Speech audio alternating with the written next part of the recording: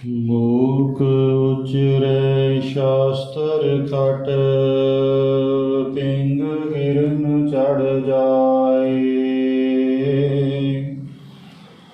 ਅੰਧ ਲਖੈ ਬਦਰੋ ਸੁਣੈ, ਜੋ ਕਾਲ ਕਿਰਪਾ ਕਰਾਏ। ਕਹਾਂ ਬੁੱਧ ਪ੍ਰਭ ਤੁਸ਼ ਹਮਾਰੀ, ਬਰਨ ਨਾ ਸਕੈ ਮਹਿਮਾ ਜੋ ਤਿਹਾਰੀ। ਹਮ ਨਾ ਸਖਤ ਕਰ ਸਿਫਤ ਤੁਮਾਰੀ, ਆਪ ਲਿਹੋ ਤੁਮ ਕਥਾ ਸੁਧਾਰੀ। ਧੰਨ ਧੰਨ ਸ਼ਬਦ ਅਵਤਾਰ, ਚਵਰ ਛਤਰ ਤਖਤ ਦੇ ਮਾਲਿਕ, ਗਿਆਨ ਸਰੂਪ ਬੋਹਿਤ ਸਰੂਪ, ਧੰਨ ਧੰਨ ਸਾਹਿਬ ਸ੍ਰੀ ਗੁਰੂ ਗ੍ਰੰਥ ਸਾਹਿਬ ਜੀ। ਸਤਿਗੁਰਾਂ ਦੀ ਹਜ਼ੂਰੀ ਵਿਖੇ ਬਿਰਾਜਮਾਨ ਗੁਰੂ ਰੂਪ ਗੁਰੂ ਪਿਆਰੀ ਸਾਧ ਸੰਗਤ ਜੀ, ਆਓ ਫਤਿਹ ਦੀ ਸਾਂਝ ਪਾਈਏ। ਵਾਹਿਗੁਰੂ ਜੀ ਕਾ ਖਾਲਸਾ, ਵਾਹਿਗੁਰੂ ਜੀ ਕੀ ਫਤਿਹ। ਜਿਸ ਪ੍ਰਕਾਰ ਆਪ ਸੰਗਤਾਂ ਨੇ ਹੁਣੇ ਸਤਿਕਾਰਯੋਗ ਗਿਆਨੀ ਤਰਸੇਮ ਸਿੰਘ ਜੀ ਦੇ ਕੋਲੋਂ ਸ਼ਰਵਣ ਕੀਤਾ ਹੈ ਕਿ ਅੱਜ ਦੀ ਵਿਚਾਰ ਆਪਾਂ ਸਾਹਿਬੇ ਕਮਾਲ ਸਰਬੰਸ ਦਾਨੀ ਅੰਮ੍ਰਿਤ ਦੇ ਦਾਤੇ ਧੰਨ ਧੰਨ ਸਾਹਿਬ ਸ੍ਰੀ ਗੁਰੂ ਗੋਬਿੰਦ ਸਿੰਘ ਮਹਾਰਾਜ ਜੀ ਦੇ ਜੋਤੀ ਜੋਤ ਦਿਵਸ ਦੇ ਉਪਲਕਸ਼ ਦੇ ਵਿੱਚ ਵਿਚਾਰਾਂ ਕਰਨ ਵਾਸਤੇ ਇਕੱਤਰਿਤ ਹੋਏ। ਜਦੋਂ ਆਪਾਂ ਸਤਿਗੁਰੂ ਪਾਤਸ਼ਾਹ ਜੀ ਦਾ ਅਵਤਾਰ ਧਾਰਨ ਦਾ ਜੋ ਮਕਸਦ ਹੈ ਦੇਖਦੇ ਹਾਂ, ਆਓ ਆਪਾਂ ਸਤਿਗੁਰੂ ਪਾਤਸ਼ਾਹ ਜੀ ਦੇ ਜੀਵਨ 'ਤੇ ਥੋੜ੍ਹੀ ਨਜ਼ਰ ਮਾਰਦੇ ਹੋਏ ਨੰਦੇੜ ਸਾਹਿਬ ਵੱਲ ਨੂੰ ਚੱਲਾਂਗੇ। ਸਭ ਤੋਂ ਪਹਿਲਾਂ ਸਤਿਗੁਰੂ ਪਾਤਸ਼ਾਹ ਜੀ ਆਪਣੇ ਉੱਤੇ ਕਿਰਪਾ ਕਰਦੇ ਹਨ, ਰਹਿਮਤ ਕਰਦੇ ਹਨ, ਬਖਸ਼ਿਸ਼ ਕਰਦੇ ਹਨ। ਆਪਣੀ ਰਸਨਾ ਦੇ ਦੁਆਰਾ ਸਾਨੂੰ ਖੁਦ ਕਿਰਪਾ ਕਰਕੇ ਦੱਸਦੇ ਹਨ। ਜਬ ਆਇਸ ਪ੍ਰਭ ਕੋ ਭਇਓ, ਜਨਮ ਧਰਾ ਜਗ ਆਏ। ਅਬ ਮੈਂ ਕਥਾ ਸੰਖੇਪ ਸਭ ਹੂੰ ਕਹਿਤ ਸੁਣਾਏ। ਦਸ਼ਮੇਸ਼ ਪਿਤਾ ਜੀ ਕਹਿੰਦੇ, ਜਦੋਂ ਮੈਨੂੰ ਉਸ ਅਕਾਲ ਪੁਰਖ ਪਰਮੇਸ਼ਰ ਦੀ ਆਇਸ ਮੈਨੇ ਆਗਿਆ ਹੋਈ ਕਿ ਤੁਸੀਂ ਸੰਸਾਰ ਦੇ ਉੱਤੇ ਜਾ ਕਰਕੇ ਧਰਮ ਚਲਾਉਣਾ ਕਰੋ, ਧਰਮ ਦੀ ਸਥਾਪਨਾ ਕਰੋ, ਤਾਂ ਕਹਿੰਦੇ ਮੈਂ ਉਸ ਅਕਾਲ ਪੁਰਖ ਦੇ ਸਾਹਮਣੇ ਹੱਥ ਜੋੜ ਕਰਕੇ ਖੜੇ ਹੋ ਕਰਕੇ ਇਹ ਬਚਨ ਉਚਾਰਨ ਕੀਤੇ। ਠਾੜ ਭਇਓ ਮੈਂ ਜੋੜ ਕਰ, ਬਚਨ ਕਹਾਂ ਸਿਰ ਨਿਆਏ। ਪੰਥ ਚਲੇ ਤਬ ਜਗਤ ਮੈਂ, ਜਬ ਤੁਮ ਕਰੋ ਸਹਾਈ। ਠਾੜ ਭਇਓ ਅਰਥਾਤ ਖੜੇ ਹੋ ਕਰਕੇ। ਧਿਆਨ ਦੇਣਾ, ਜਦੋਂ ਆਪਾਂ ਗੁਰਬਾਣੀ ਦਾ ਪਾਠ ਕਰਦੇ ਹਾਂ, ਬਹੁਤ ਸਾਰੇ ਗੁਰਮੁਖ ਪਿਆਰੇ ਇੱਥੇ ਬਿੰਦੀ ਲਾ ਦਿੰਦੇ ਹਨ। ਜਦੋਂ ਆਪਾਂ ਬਿੰਦੀ ਲਾ ਦਿੰਦੇ ਹਾਂ, ਉਸ ਦਾ ਅਰਥ ਹੋ ਜਾਂਦਾ ਹੈ ਠਾੜ ਬਹਿਣੀ, ਸ਼ਾਂਤੀ ਵਰਤਾਉਣੀ। ਗੁਰਬਾਣੀ ਦੇ ਵਿੱਚ ਜਗ੍ਹਾ ਜਗ੍ਹਾ ਇਹ ਠਾੜ ਸ਼ਬਦ ਆਉਂਦਾ ਹੈ। ਜਿੱਥੇ ਸ਼ਾਂਤੀ ਦਾ ਵਾਚਕ ਆਵੇਗਾ ਉੱਥੇ ਬਿੰਦੀ ਲੱਗੇਗੀ, ਠਾਂਡ ਪਾਠ ਹੋਵੇਗਾ। ਅਤੇ ਜਿੱਥੇ ਖੜੇ ਹੋਣ ਦਾ ਵਾਚਕ ਆਵੇਗਾ ਉੱਥੇ ਬਿਨਾਂ ਬਿੰਦੀ ਤੋਂ ਠਾੜ ਹੋਵੇ। ਸਤਿਗੁਰੂ ਪਾਤਸ਼ਾਹ ਕਹਿੰਦੇ ਠਾੜ ਭਇਓ ਮੈਂ ਜੋੜ ਕਰ, ਕਰ ਕਹਿੰਦੇ ਹੱਥ ਨੂੰ। ਠਾੜ ਭਇਓ ਮੈਂ ਜੋੜ ਕਰ, ਬਚਨ ਕਹਾ ਸਿਰ ਨਿਆਏ। ਅਰਥਾਤ ਸਿਰ ਨਵਾ ਕਰਕੇ, ਹੱਥ ਜੋੜ ਕਰਕੇ ਇਹ ਬਚਨ ਕਹਿਣਾ ਕੀਤਾ। ਕੀ ਬਚਨ ਕਹਿਣਾ ਕੀਤਾ? ਪੰਥ ਚਲੇ ਤਬ ਜਗਤ ਮੈਂ, ਜਬ ਤੁਮ ਕਰੋ ਸਹਾਈ। ਕਹਿੰਦੇ ਹੇ ਪ੍ਰਭੂ, ਸੰਸਾਰ ਦੇ ਵਿੱਚ ਪੰਥ ਤਾਂ ਹੀ ਚੱਲੇਗਾ ਅਗਰ ਤੁਸੀਂ ਸਹਾਇਤਾ ਕਰੋਗੇ, ਤੁਸੀਂ ਅੰਗ ਸੰਗ ਹੋਵੋਗੇ। ਤਾਂ ਫਿਰ ਕਹਿੰਦੇ ਕਾਲ ਪੁਰਖ ਨੇ ਉਚਾਰਨ ਕੀਤਾ, ਮੈਂ ਆਪਣਾ ਸੁਤ ਤੋਹੇ ਨਿਵਾਜਾ, ਪੰਥ ਪਰਚੁਰ ਕਰਬੇ ਕੋ ਸਾਜਾ। ਅਰਥਾਤ ਮੈਂ ਤੈਨੂੰ ਆਪਣਾ ਪੁੱਤਰ ਬਣਾ ਕਰਕੇ ਇਸ ਸੰਸਾਰ ਦੇ ਵਿੱਚ ਮਾਤ ਲੋਕ ਦੇ ਵਿੱਚ ਭੇਜ ਰਿਹਾ ਹਾਂ। ਕਿਉਂ ਮਾਤ ਲੋਕ ਦੇ ਵਿੱਚ ਭੇਜ ਰਿਹਾ ਹਾਂ? ਕਿਉਂਕਿ ਜਿਨ੍ਹਾਂ ਲੋਕਾਂ ਨੂੰ ਮੈਂ ਪਹਿਲਾਂ ਭੇਜਿਆ ਹੈ ਉਹਨਾਂ ਨੇ ਪਰਮੇਸ਼ਰ ਦਾ ਨਾਮ ਨਹੀਂ ਜਪਾਇਆ, ਆਪਣਾ ਨਾਮ ਜਪਾਉਣਾ ਸ਼ੁਰੂ ਕਰ ਦਿੱਤਾ। ਇਸ ਕਰਕੇ ਸੰਸਾਰ ਦੇ ਜੀਵ ਪਰਮੇਸ਼ਰ ਦੇ ਨਾਲ ਨਹੀਂ ਜੁੜ ਸਕੇ, ਉਹਨਾਂ ਲੋਕਾਂ ਦੇ ਨਾਲ ਜੁੜਦੇ ਗਏ। ਫਿਰ ਕਹਿੰਦੇ ਸਤਿਗੁਰੂ ਉਸ ਅਕਾਲ ਪੁਰਖ ਵਾਹਿਗੁਰੂ ਨੇ ਮੇਰੇ ਮਾਤਾ ਪਿਤਾ ਦੇ ਉੱਤੇ ਕਿਰਪਾ ਕੀਤੀ। ਫਿਰ ਉੱਧਰੋਂ ਦੂਸਰੇ ਪਾਸੇ ਕੀ ਘਟਨਾ ਘਟਦੀ ਹੈ? ਸਤਿਗੁਰੂ ਪਾਤਸ਼ਾਹ ਜੀ ਆਪਣੀ ਰਸਨਾ ਦੇ ਦੁਆਰਾ ਉਚਾਰਨ ਕਰਦੇ ਹਨ मुरपित पूर्व कियस पियाना भांत भांत के तीर्थ नाना। जब ही जात त्रिवेणी भै पुण्य दान कशकर्त बितै तहीं प्रकाश हमारा भैयो पटना शहर विखे पवलै। सतगुरु पातशाह किरपा करते हैं कि मेरे माता गुजर कौर जी ਅਤੇ मेरे पिता धन धन श्री गुरु तेग बहादुर हिंद की चादर जिन्हों ने सनातन धर्म की खातर अपना बलिदान दिता, कहते उन्होंने दोनों ने जगह जगह ते जा करके तीर्थां के उत्ते दान करना पुण्य करना देशा रटन करते करते, क्योंकि धन धन श्री गुरु नानक पातशाह जी की गद्दी ते विराजमान सन धन धन श्री गुरु तेग बहादुर साहिब जी। उन्होंने जगह जगह जा कर के संसार के जीवां का उद्धार करना सी। ये नहीं कि उन्होंने उत्थे जाके तीर्थां ते इशनान केवल करना सी, उन्हां इलाकिਆਂ ਦੇ ਵਿੱਚ जा करके उन्हां जीवां ਦਾ नाल उद्धार भी करना सी। इस वास्ते कहते जदों तीर्था रटन करते करते देश का भ्रमण करदियां प्रयाग राग दे विच पहुँचे, जिथे 3 नदियां का आपस दे विच मेल हुंदा है। जिस जगह के उत्ते गंगा जमुना अते सरस्वती 3 नदियां आपस दे विच मिलदियां हन, उत्थे जदों माघ का महीना आउंदा है तां लोक माघ के महीने दे विच पूरा महीना उत्थे कल्पवास करते। कल्पवास उसनूं कहते हैं कि जदों असीं उत्थे ही झोंपड़ी बना करके सिमरन भजन करते हाँ, इशनान करते हाँ, दान पुण्य 1 महीना करते हाँ, उसनूं कल्पवास कहते हैं। 12 सालों बाद उत्थे कुंभ आउंदा है, 6 साल बाद कुंभी आउंदी है ਅਤੇ हर महीने ਜਿਹੜੇ ਸ਼ਰਧਾ वाले जीव ਹਨ ਉੱਥੇ ਜਾ ਕੇ 1 महीना इशनान करते हैं, दान पुण्य करते हैं। ਕਹਿੰਦੇ ਜਦੋਂ ਮੇਰੇ ਮਾਤਾ ਪਿਤਾ ਉੱਥੇ ਪਹੁੰਚੇ, ਉੱਥੇ ਜਾ ਕਰਕੇ ਉਹਨਾਂ ਨੇ ਸੰਸਾਰੀ ਜੀਵਾਂ ਦਾ ਉਧਾਰ ਕਰਨਾ ਸ਼ੁਰੂ ਕੀਤਾ। ਜਿਹੜੇ ਵੀ ਕੋਈ ਸੰਗਤ ਉਹਨਾਂ ਦੀ ਸ਼ਰਨ ਦੇ ਵਿੱਚ ਆਉਂਦੀ ਸੀ ਉਹਨਾਂ ਨੂੰ ਗੁਰੂ ਦੇ ਨਾਲ ਜੋੜਦੇ ਸਨ, ਪਰਮੇਸ਼ਰ ਦੇ ਨਾਲ ਜੋੜਦੇ ਸਨ, ਸੰਸਾਰ ਦੇ ਜੀਵਾਂ ਦਾ ਉਧਾਰ ਕਰਦੇ ਸਨ। ਉੱਥੇ ਇਸ਼ਨਾਨ ਕਰਨਾ, ਸਿਮਰਨ ਕਰਨਾ, ਭਜਨ ਕਰਨਾ, ਬੰਦਗੀ ਕਰਨੀ, ਸੇਵਾ ਕਰਨੀ।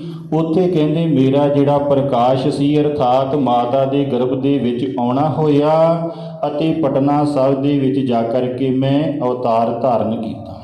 ਹੁਣ ਇੱਥੇ ਸਤਿਗੁਰੂ ਪਾਤਸ਼ਾਹ ਜੀ ਆਪਣੇ ਅਵਤਾਰ ਧਾਰਨ ਦੀ ਕਿਰਪਾ ਕਰਦੇ ਹਨ, ਬਖਸ਼ਿਸ਼ ਕਰਦੇ ਹਨ ਕਿ ਮੈਂ ਅਵਤਾਰ ਕਿਸ ਵਾਸਤੇ ਧਾਰਨ ਕੀਤਾ। याही काज धरा हम जन्मं समझ लिहो साधु सब मनमं धर्म चलावन संत उबारन दुष्ट सबन को मूल उपार। सतगुरु पातशाह कहते कि उस परम पिता परमात्मा परमेश्वर ने मैनू इस संसार के उत्ते धर्म की स्थापना करने वास्ते भेजिया कि संसार दे विच दुराचार अत्याचार पापाचार बहुत वध गया है। इस वास्ते तुसीं संसार दे विच जा करके संसार के जीवां नूं धर्म दे नाल जोड़ो। इस कारण करके कहते मैं इस संसार के उत्ते अवतार धारण करके आया हाँ।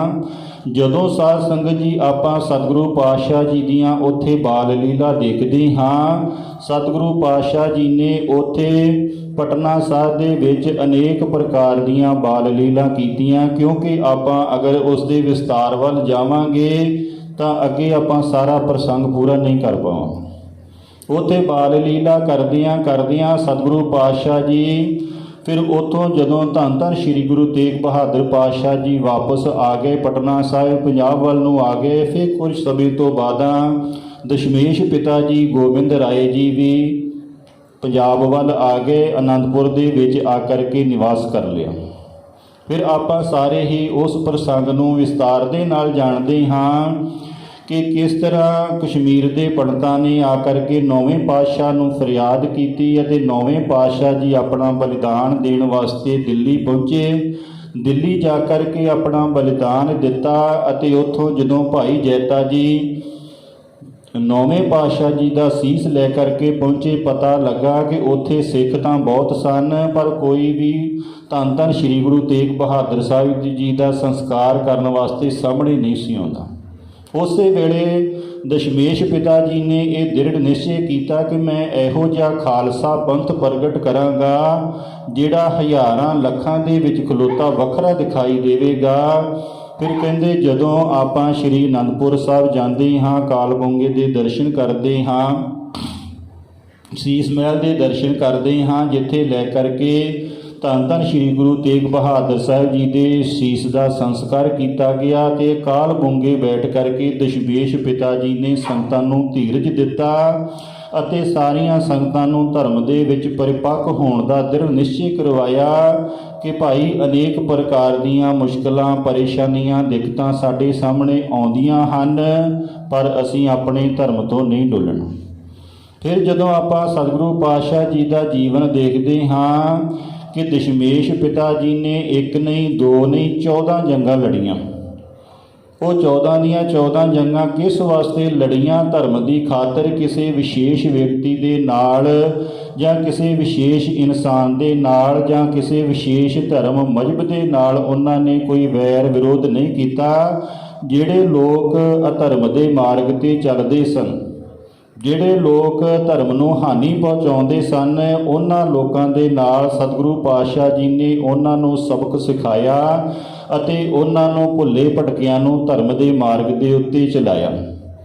ਫਿਰ ਆਪਾਂ ਸਾਰੇ ਹੀ ਉਸ ਪ੍ਰਸੰਗ ਨੂੰ ਜਾਣਦੇ ਹਾਂ, ਸ਼ਰਵਣ ਕਰਦੇ ਹਾਂ ਜਗ੍ਹਾ ਜਗ੍ਹਾ 'ਤੇ ਗੁਰਮੁਖ ਪਿਆਰਿਆਂ ਦੇ ਕੋਲੋਂ ਕਿ 1699 ਦੀ ਵਿਸਾਖੀ ਨੂੰ ਸਤਿਗੁਰੂ ਪਾਤਸ਼ਾਹ ਜੀ ਨੇ ਅਨੰਦਪੁਰ ਸਾਹਿਬ ਦੀ ਧਰਤੀ 'ਤੇ ਅੰਮ੍ਰਿਤ ਪਾਨ ਦੀ ਜਿਹੜੀ ਰਸਮ ਸੀ ਉਹ ਅਦਾ ਕੀਤੀ।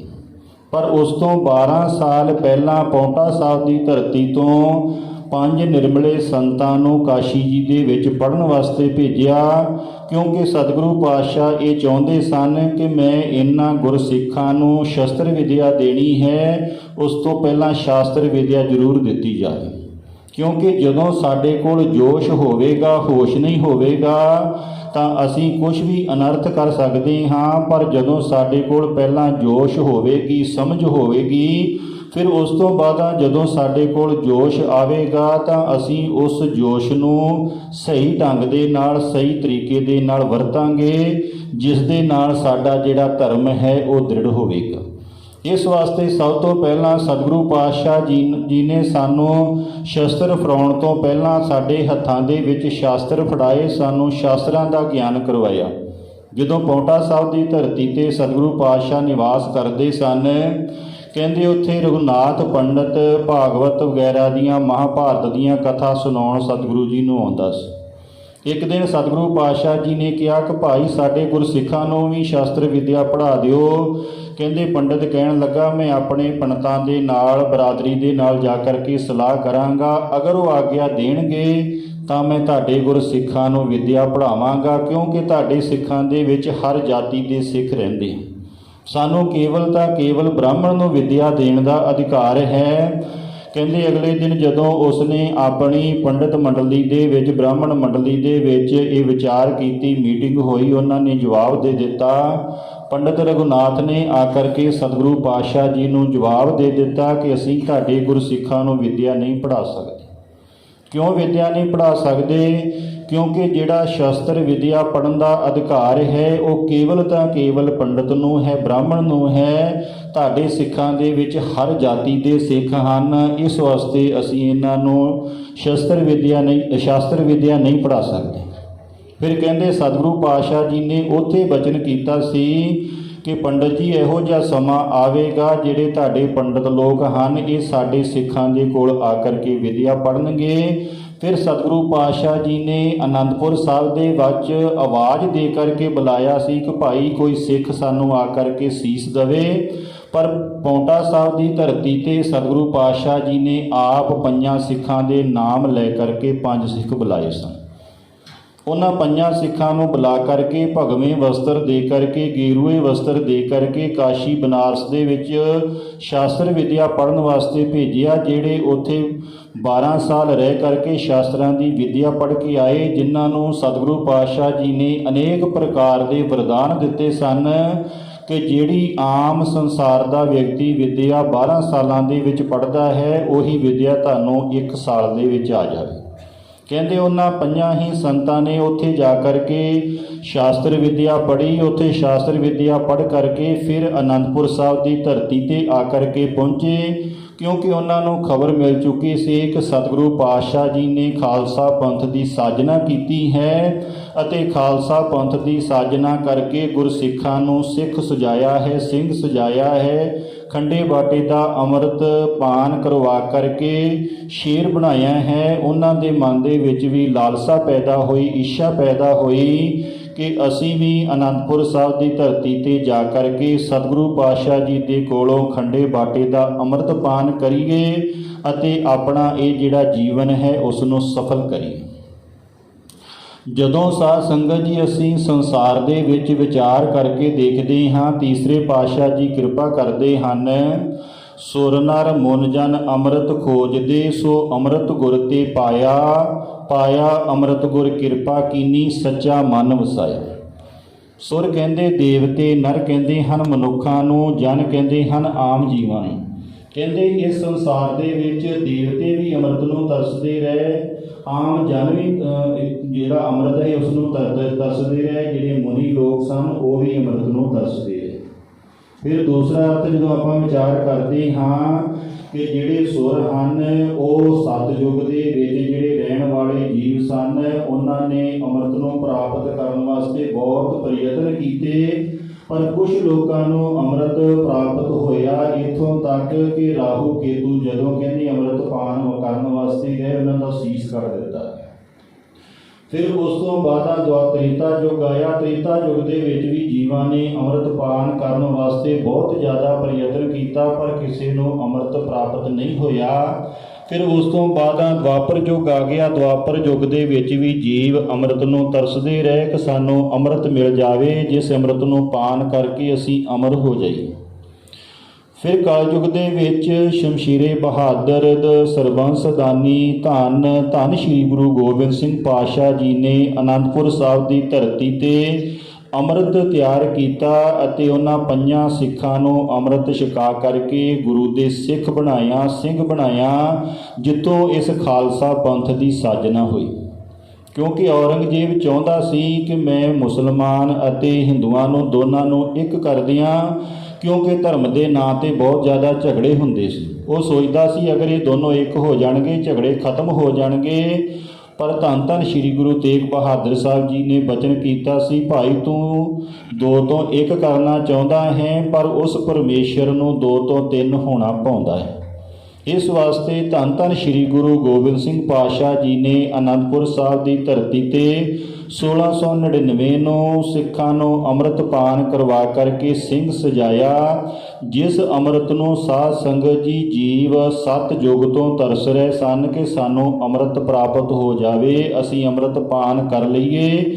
ਜਿਨ੍ਹਾਂ ਸਿੱਖਾਂ ਨੂੰ ਸਤਿਗੁਰੂ ਪਾਤਸ਼ਾਹ ਜੀ ਨੇ ਅੰਮ੍ਰਿਤ ਪਾਨ ਕਰਵਾਇਆ, ਫਿਰ ਜਦੋਂ ਆਪਾਂ ਉਹਨਾਂ ਦੇ ਕਰਤੱਵ ਪੜ੍ਹਦੇ ਹਾਂ, ਉਹਨਾਂ ਦੀਆਂ ਬਹਾਦਰੀਆਂ ਪੜ੍ਹਦੇ ਹਾਂ, ਉਹਨਾਂ ਦੇ ਬਲੀਦਾਨ ਪੜ੍ਹਦੇ ਹਾਂ ਕਿ ਜਿਨ੍ਹਾਂ ਸਿੱਖਾਂ ਨੇ ਅੰਮ੍ਰਿਤ ਪਾਨ ਕੀਤਾ ਬਿਨਾਂ ਸੀਸ ਤੋਂ ਵੀ ਜੰਗ ਲੜਦੇ ਰਹੇ। ਜਦੋਂ ਬਿਨਾਂ ਸੀਸ ਤੋਂ ਮੁਗਲਾਂ ਨੇ ਜੰਗ ਲੜਦੇ ਦੇਖਿਆ, ਉਹਨਾਂ ਨੂੰ ਭਾਜੜਾਂ ਪੈ ਗਈਆਂ। ਇਹੋ ਜਿਹਾ ਸਤਿਗੁਰੂ ਪਾਤਸ਼ਾਹ ਜੀ ਨੇ ਅੰਮ੍ਰਿਤ ਪਾਨ ਤਿਆਰ ਕੀਤਾ, ਗੁਰਸਿੱਖਾਂ ਨੂੰ ਅੰਮ੍ਰਿਤ ਪਾਨ ਕਰਵਾ ਕਰਕੇ ਸਿੰਘ ਸਜਾਇਆ ਅਤੇ ਖਾਲਸਾ ਪੰਥ ਦੀ ਸਾਜਨਾ ਕੀਤੀ। ਜਿਸ ਖਾਲਸਾ ਪੰਥ ਦੇ ਵਿੱਚ ਆਪਾਂ ਸਾਰੇ ਹੀ ਹੁਣ ਗੁਰੂ ਦੇ ਲੜ ਲੱਗੇ ਹਾਂ, ਗੁਰੂ ਦੀ ਬਾਣੀ ਪੜ੍ਹਦੇ ਹਾਂ, ਗੁਰੂ ਦੇ ਨਾਲ ਜੁੜਦੇ ਹਾਂ। ਇਸ ਵਾਸਤੇ ਭਾਈ ਸਤਿਗੁਰੂ ਪਾਤਸ਼ਾਹ ਜੀ ਨੇ ਸਾਡੇ ਵਾਸਤੇ ਆਪਣਾ ਸਰਬੰਸ ਦਾਨ ਕਰ ਦਿੱਤਾ, ਆਪਣਾ ਸਾਰਾ ਪਰਿਵਾਰ ਵਾਰ ਦਿੱਤਾ, ਆਪਣਾ ਸਾਰਾ ਜੀਵਨ ਲਗਾ ਦਿੱਤਾ। ਅਸੀਂ ਆਪਣੇ ਉਸ ਗੁਰੂ ਦੇ ਪ੍ਰਤੀ ਕਿਰਤਗਨ ਨਾ ਹੋਈਏ, ਅਸੀਂ ਸਾਰੇ ਹੀ ਖੰਡੇ ਬਾਟੇ ਦਾ ਅੰਮ੍ਰਿਤ ਪਾਨ ਕਰੀਏ, ਕਿਉਂਕਿ ਜਦੋਂ ਅਸੀਂ ਖੰਡੇ ਬਾਟੇ ਦਾ ਅੰਮ੍ਰਿਤ ਪਾਨ ਕਰਾਂਗੇ, ਗੁਰੂ ਵਾਲੇ ਬਣਾਂਗੇ, ਤਾਂ ਹੀ ਸਾਡਾ ਕਲਿਆਣ ਹੋਵੇ। ਉਹਨਾਂ ਚਿਰ ਤੱਕ ਸਾਡਾ ਕਲਿਆਣ ਨਹੀਂ ਹੋ ਸਕਦਾ।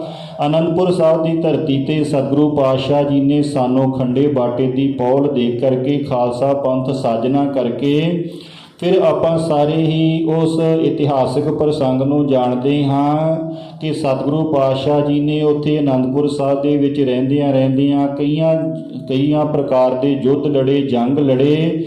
ਫਿਰ ਅਖੀਰ ਦੇ ਵਿੱਚ ਮੁਗਲ ਸਮਰਾਜ ਵੱਲੋਂ, ਪਹਾੜੀ ਰਾਜਿਆਂ ਵੱਲੋਂ ਇਹ ਸੰਦੇਸ਼ ਆਇਆ ਕਿ ਅਗਰ ਦਸ਼ਮੇਸ਼ ਪਿਤਾ ਜੀ ਅਨੰਦਪੁਰ ਸਾਹਿਬ ਨੂੰ ਛੱਡ ਦੇਣ ਤਾਂ ਅਸੀਂ ਇਹਨਾਂ ਨੂੰ ਕੁਛ ਨਹੀਂ ਕਵਾਂਗੇ, ਸਾਡਾ ਜਿਹੜਾ ਜੰਗ ਹੈ ਉਹ ਖਤਮ ਹੋ ਜਾਵੇ। ਕਹਿੰਦੇ ਦਸ਼ਮੇਸ਼ ਪਿਤਾ ਜੀ ਨੇ ਉਹਨਾਂ ਦੀਆਂ ਸਹੁੰਆਂ ਦੇ ਕਰਕੇ, ਕਸਮਾਂ ਦੇ ਕਰਕੇ, ਸਿੱਖਾਂ ਦੇ ਕਹਿਣ ਦੇ ਉੱਤੇ ਵਿਚਾਰ ਕਰਕੇ ਅਨੰਦਪੁਰ ਸਾਹਿਬ ਨੂੰ ਛੱਡਣਾ ਚਾਹਿਆ। ਜਦੋਂ ਅਨੰਦਪੁਰ ਸਾਹਿਬ ਛੱਡਿਆ, ਆਪਾਂ ਉਸ ਇਤਿਹਾਸਕ ਪ੍ਰਸੰਗ ਨੂੰ ਸਾਰੇ ਜਾਣਦੇ ਹਾਂ ਕਿ ਸਤਿਗੁਰੂ ਪਾਤਸ਼ਾਹ ਜੀ ਦੇ ਪਰਿਵਾਰ ਦੇ 3 ਹਿੱਸੇ ਹੋ ਗਏ।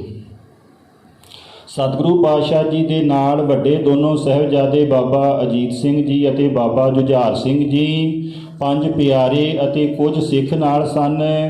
ਦੂਸਰੇ ਪਾਸੇ ਭਾਈ ਦਇਆ ਸਿੰਘ ਜੀ ਅਤੇ ਮਾਤਾ ਸੁੰਦਰ ਕੌਰ ਜੀ, ਮਾਤਾ ਸਾਹਿਬ ਦੇਵਾ ਜੀ ਨੂੰ ਲੈ ਕਰਕੇ ਦਿੱਲੀ ਵਾਲੇ ਪਾਸੇ ਨੂੰ ਚਲ ਗਏ ਅਤੇ ਮਾਤਾ ਗੁਜਰ ਕੌਰ ਜੀ ਛੋਟੇ ਸਾਹਿਬਜ਼ਾਦੇ ਬਾਬਾ ਜੋਰਾਵਰ ਸਿੰਘ ਅਤੇ ਬਾਬਾ ਫਤਿਹ ਸਿੰਘ ਜੀ ਨੂੰ ਲੈ ਕਰਕੇ 3 ਹਿੱਸੇ ਗੁਰੂ ਜੀ ਦੇ ਪਰਿਵਾਰ ਦੇ ਹੋ ਗਏ। ਫਿਰ ਆਪਾਂ ਉਸ ਸਾਰੇ ਹੀ ਪ੍ਰਸੰਗ ਨੂੰ ਵਿਸਤਾਰ ਦੇ ਨਾਲ ਜਾਣਦੇ ਹਾਂ ਕਿ ਚਮਕੌਰ ਦੀ ਗੜੀ ਦੇ ਵਿੱਚ ਸਤਿਗੁਰੂ ਪਾਤਸ਼ਾਹ ਜੀ ਨੇ ਬਾਬਾ ਅਜੀਤ ਸਿੰਘ ਜੀ ਨੂੰ ਆਪ ਤਿਆਰ ਕਰਕੇ ਜੰਗ ਦੇ ਵਿੱਚ ਭੇਜਿਆ।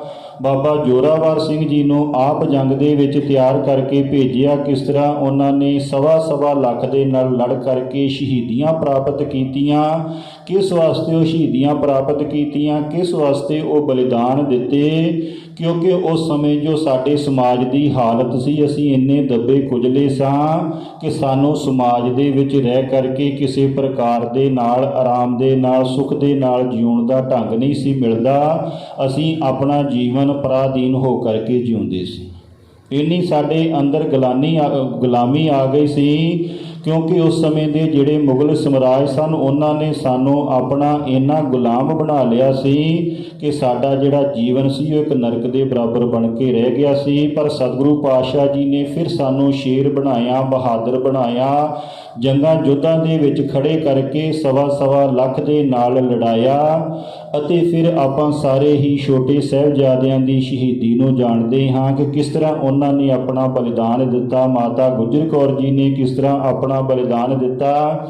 ਸਤਿਗੁਰੂ ਪਾਤਸ਼ਾਹ ਜੀ ਫਿਰ ਉੱਥੋਂ ਗੁਰਸਿੱਖਾਂ ਦੇ ਕਹਿਣ ਦੇ ਉੱਤੇ ਮਾਛੀਵਾੜੇ ਦੇ ਜੰਗਲਾਂ ਦੇ ਵਿੱਚ ਚਲੇ ਗਏ। ਉੱਥੇ ਜਾ ਕਰਕੇ ਮਾਛੀਵਾੜੇ ਦੇ ਵਿੱਚੋਂ ਗੁਲਾਬੇ ਮਸੰਦ ਦੇ ਘਰ ਜਾ ਕਰਕੇ ਨਿਵਾਸ ਕੀਤਾ। ਉੱਥੋਂ ਉੱਚ ਦੇ ਫਕੀਰ ਬਣ ਕੇ ਗਣੀ ਖਾਂ, ਨਬੀ ਖਾਂ ਅਤੇ ਉਹਨਾਂ ਨੇ ਸਤਿਗੁਰੂ ਪਾਤਸ਼ਾਹ ਜੀ ਨੂੰ ਉੱਚ ਦਾ ਫਕੀਰ ਬਣਾ ਕਰਕੇ ਫਿਰ ਅੱਗੇ ਪਹੁੰਚਾਇਆ।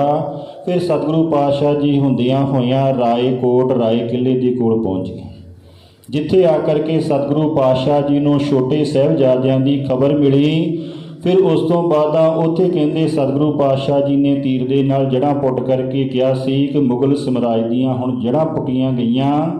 ਫਿਰ ਉੱਥੋਂ ਸਤਿਗੁਰੂ ਪਾਤਸ਼ਾਹ ਜੀ ਦੀਨਾ ਕਾਂਗੜ ਆਏ। ਦੀਨਾ ਕਾਂਗੜ ਦੇ ਉੱਤੋਂ ਹੀ ਸਤਿਗੁਰੂ ਪਾਤਸ਼ਾਹ ਜੀ ਨੇ ਜਿਹੜਾ ਜ਼ਫਰਨਾਮਾ ਸੀ ਉਹ ਔਰੰਗਜ਼ੇਬ ਨੂੰ ਭੇਜਿਆ। ਦੀਨਾ ਕਾਂਗੜ ਸਤਿਗੁਰੂ ਪਾਤਸ਼ਾਹ ਜੀ ਬਿਰਾਜਮਾਨ ਸਨ, ਗੁਰਸਿੱਖਾਂ ਦੇ ਨਾਲ ਵਿਚਾਰ ਕਰ ਰਹੇ ਸਨ ਕਿ ਭਾਈ ਹੁਣ ਇਹ ਦੱਸੋ ਕਿ ਆਪਾਂ ਔਰੰਗਜ਼ੇਬ ਨੂੰ ਸ੍ਰੀ ਸਾਹਿਬ ਦੇ ਨਾਲ ਸਜ਼ਾ ਦਈਏ ਜਾਂ ਕਲਮ ਦੇ ਨਾਲ ਸਜ਼ਾ ਦਈਏ। ਗੁਰਸਿੱਖਾਂ ਨੇ ਕਿਹਾ ਸਤਿਗੁਰੂ ਪਾਤਸ਼ਾਹ ਜੀ, ਅਗਰ ਕਲਮ ਦੇ ਨਾਲ ਕਿਸੇ ਦੀ ਮੌਤ ਆਉਂਦੀ ਹੈ ਤਾਂ ਇਸ ਤੋਂ ਸੌਖਾ ਤਰੀਕਾ ਕੋਈ ਨਹੀਂ ਹੈ। ਸਤਿਗੁਰੂ ਪਾਤਸ਼ਾਹ ਜੀ ਨੇ ਕਹਿੰਦੇ ਉੱਥੇ ਜ਼ਫਰਨਾਮਾ ਲਿਖ ਕਰਕੇ ਔਰੰਗਜ਼ੇਬ ਨੂੰ ਭੇਜਿਆ, ਜਿਹੜਾ ਉਸ ਸਮੇਂ ਔਰੰਗਾਬਾਦ ਸੀ। ਜਦੋਂ ਔਰੰਗਜ਼ੇਬ ਦੇ ਕੋਲ ਜ਼ਫਰਨਾਮਾ ਗਿਆ, ਜ਼ਫਰਨਾਮਾ ਪੜ੍ਹਿਆ, ਜੋ ਸਤਿਗੁਰੂ ਪਾਤਸ਼ਾਹ ਜੀ ਨੇ ਔਰੰਗਜ਼ੇਬ ਨੂੰ ਲਾਹਨਤਾਂ ਪਾਈਆਂ ਸਨ, ਜੋ ਉਸਨੇ ਕਸਮਾਂ ਖਾਧੀਆਂ ਸਨ, ਜੋ ਵਾਅਦੇ ਕੀਤੇ ਸਨ, ਜੋ ਉਸਨੇ ਆਪਣਾ ਧਰਮ ਤਿਆਗ ਦਿੱਤਾ ਸੀ, ਅਧਰਮ ਨੂੰ ਧਾਰਨ ਕਰ ਲਿਆ ਹੋਇਆ ਸੀ। ਜਦੋਂ ਉਸਨੇ ਸਾਰੇ ਪ੍ਰਸੰਗ ਸੁਣੇ, ਜ਼ਫਰਨਾਮਾ ਪੜ੍ਹਿਆ ਤਾਂ ਬਹੁਤ ਦੁਖੀ ਹੋ ਗਿਆ, ਬਹੁਤ ਤੜਫਣ ਲੱਗ ਪਿਆ। ਨਾਲ ਸਤਿਗੁਰੂ ਪਾਤਸ਼ਾਹ ਜੀ ਨੇ ਇਹ ਆਗਿਆ ਕੀਤੀ ਸੀ ਕਿ ਜਦੋਂ ਤੂੰ ਵਾਹਿਗੁਰੂ ਜੀ ਕਾ ਖਾਲਸਾ ਵਾਹਿਗੁਰੂ ਜੀ ਕੀ ਫਤਿਹ ਬੁਲਾਵੇਂਗਾ ਤਾਂ ਹੀ ਭਾਈ ਤੇਰੇ ਜਿਹੜੇ ਪ੍ਰਾਣ ਹਨ ਉਹ ਨਿਕਲਣਗੇ, ਉਹਨਾਂ ਚਿਰ ਤੱਕ ਤੇਰੇ ਪ੍ਰਾਣ ਨਹੀਂ ਨਿਕਲਣੇ। ਕਹਿੰਦੇ ਔਰੰਗਜ਼ੇਬ ਉਹ ਜ਼ਫਰਨਾਮਾ ਪੜ੍ਹ ਕਰਕੇ ਬਹੁਤ ਤੜਫਦਾ ਰਿਹਾ, ਉਸ ਦੇ ਪ੍ਰਾਣ ਨਹੀਂ ਸਨ ਨਿਕਲ ਰਹੇ। ਫਿਰ ਔਰੰਗਜ਼ੇਬ ਦੀ ਬੇਟੀ ਬਹੁਤ ਸਮਝਦਾਰ ਸੀ। ਉਸਨੇ ਕਿਹਾ, ਪਿਤਾ ਜੀ ਠੀਕ ਹੈ, ਅਗਰ ਤੁਸੀਂ ਆਪਣੇ ਮਜ਼ਹਬ ਦੇ ਵਿੱਚ ਪੱਕੇ ਹੋ, ਫਤਿਹ ਨਹੀਂ ਬੁਲਾਉਣੀ ਤਾਂ ਤੁਸੀਂ ਆਪਣੇ ਹੱਥ ਦੇ ਨਾਲ ਫਤਿਹ ਲਿਖ ਦਿਓ। ਉਸਨੇ ਸੋਚਿਆ ਕਿ ਜਦੋਂ ਅਸੀਂ ਕਿਸੇ ਵਸਤੂ ਨੂੰ ਲਿਖਦੇ ਹਾਂ, ਕਿਸੇ ਸ਼ਬਦ ਨੂੰ ਲਿਖਦੇ ਹਾਂ, ਉਹ ਸਾਡੇ ਹਿਰਦੇ ਦੇ ਵਿੱਚ ਆਉਂਦਾ ਹੈ ਤਾਂ ਹੀ ਉਹ ਸ਼ਬਦ ਲਿਖਿਆ ਜਾਂਦਾ ਹੈ। ਮੇਰੇ ਪਿਤਾ ਜੀ ਦਾ ਕਲਿਆਣ ਵੀ ਹੋ ਜਾਵੇਗਾ, ਪ੍ਰਾਣ ਵੀ ਨਿਕਲ ਜਾਣਗੇ ਅਤੇ ਸਤਿਗੁਰੂ ਪਾਤਸ਼ਾਹ ਜੀ ਦਾ ਬਚਨ ਵੀ ਰਹਿ ਜਾਵੇਗਾ। ਕਹਿੰਦੇ ਜਦੋਂ ਔਰੰਗਜ਼ੇਬ ਨੇ ਵਾਹਿਗੁਰੂ ਜੀ ਕਾ ਖਾਲਸਾ ਵਾਹਿਗੁਰੂ ਜੀ ਕੀ ਫਤਿਹ ਲਿਖੀ ਬੁਲਾਈ ਤਾਂ ਉਸਦੇ ਜਿਹੜੇ ਪ੍ਰਾਣ ਸਨ ਉਹ ਨਿਕਲ। ਫਿਰ ਸਤਿਗੁਰੂ ਪਾਤਸ਼ਾਹ ਜੀ ਉੱਥੋਂ ਹੁੰਦਿਆਂ ਹੋਇਆਂ ਖਦਰਾਣੇ ਦੀ ਢਾਬ ਦੇ ਵਿੱਚ ਆਉਂਦੇ ਹਨ। ਖਦਰਾਣੇ ਦੀ ਢਾਬ ਦੇ ਵਿੱਚ ਆ ਕਰਕੇ ਫਿਰ ਜੰਗ ਸ਼ੁਰੂ ਹੋ ਜਾਂਦਾ ਹੈ। ਜਿਹੜੇ ਸਿੱਖ ਸਤਿਗੁਰੂ ਪਾਤਸ਼ਾਹ ਜੀ ਨੂੰ ਸ਼੍ਰੀ ਅਨੰਦਪੁਰ ਸਾਹਿਬ ਦੇ ਵਿੱਚ ਭੁੱਖੇ ਭਾਣੇ ਰਹਿੰਦਿਆਂ ਹੋਇਆਂ ਬਦਾਵਾ ਲੈ ਕਰਕੇ ਦੇ ਗਏ ਸਨ ਕਿ ਸਤਿਗੁਰੂ ਪਾਤਸ਼ਾਹ ਜੀ ਅਸੀਂ ਤੁਹਾਡੇ ਸਿੱਖ ਨਹੀਂ ਅਤੇ ਤੁਸੀਂ ਸਾਡੇ ਗੁਰੂ ਨਹੀਂ, ਕਿਉਂਕਿ ਜਦੋਂ ਉਹਨਾਂ ਨੇ ਜਾਣ ਦੀ ਆਗਿਆ ਮੰਗੀ ਸੀ ਸਤਿਗੁਰੂ ਪਾਤਸ਼ਾਹ ਜੀ ਨੇ ਆਗਿਆ ਨਹੀਂ ਦਿੱਤੀ।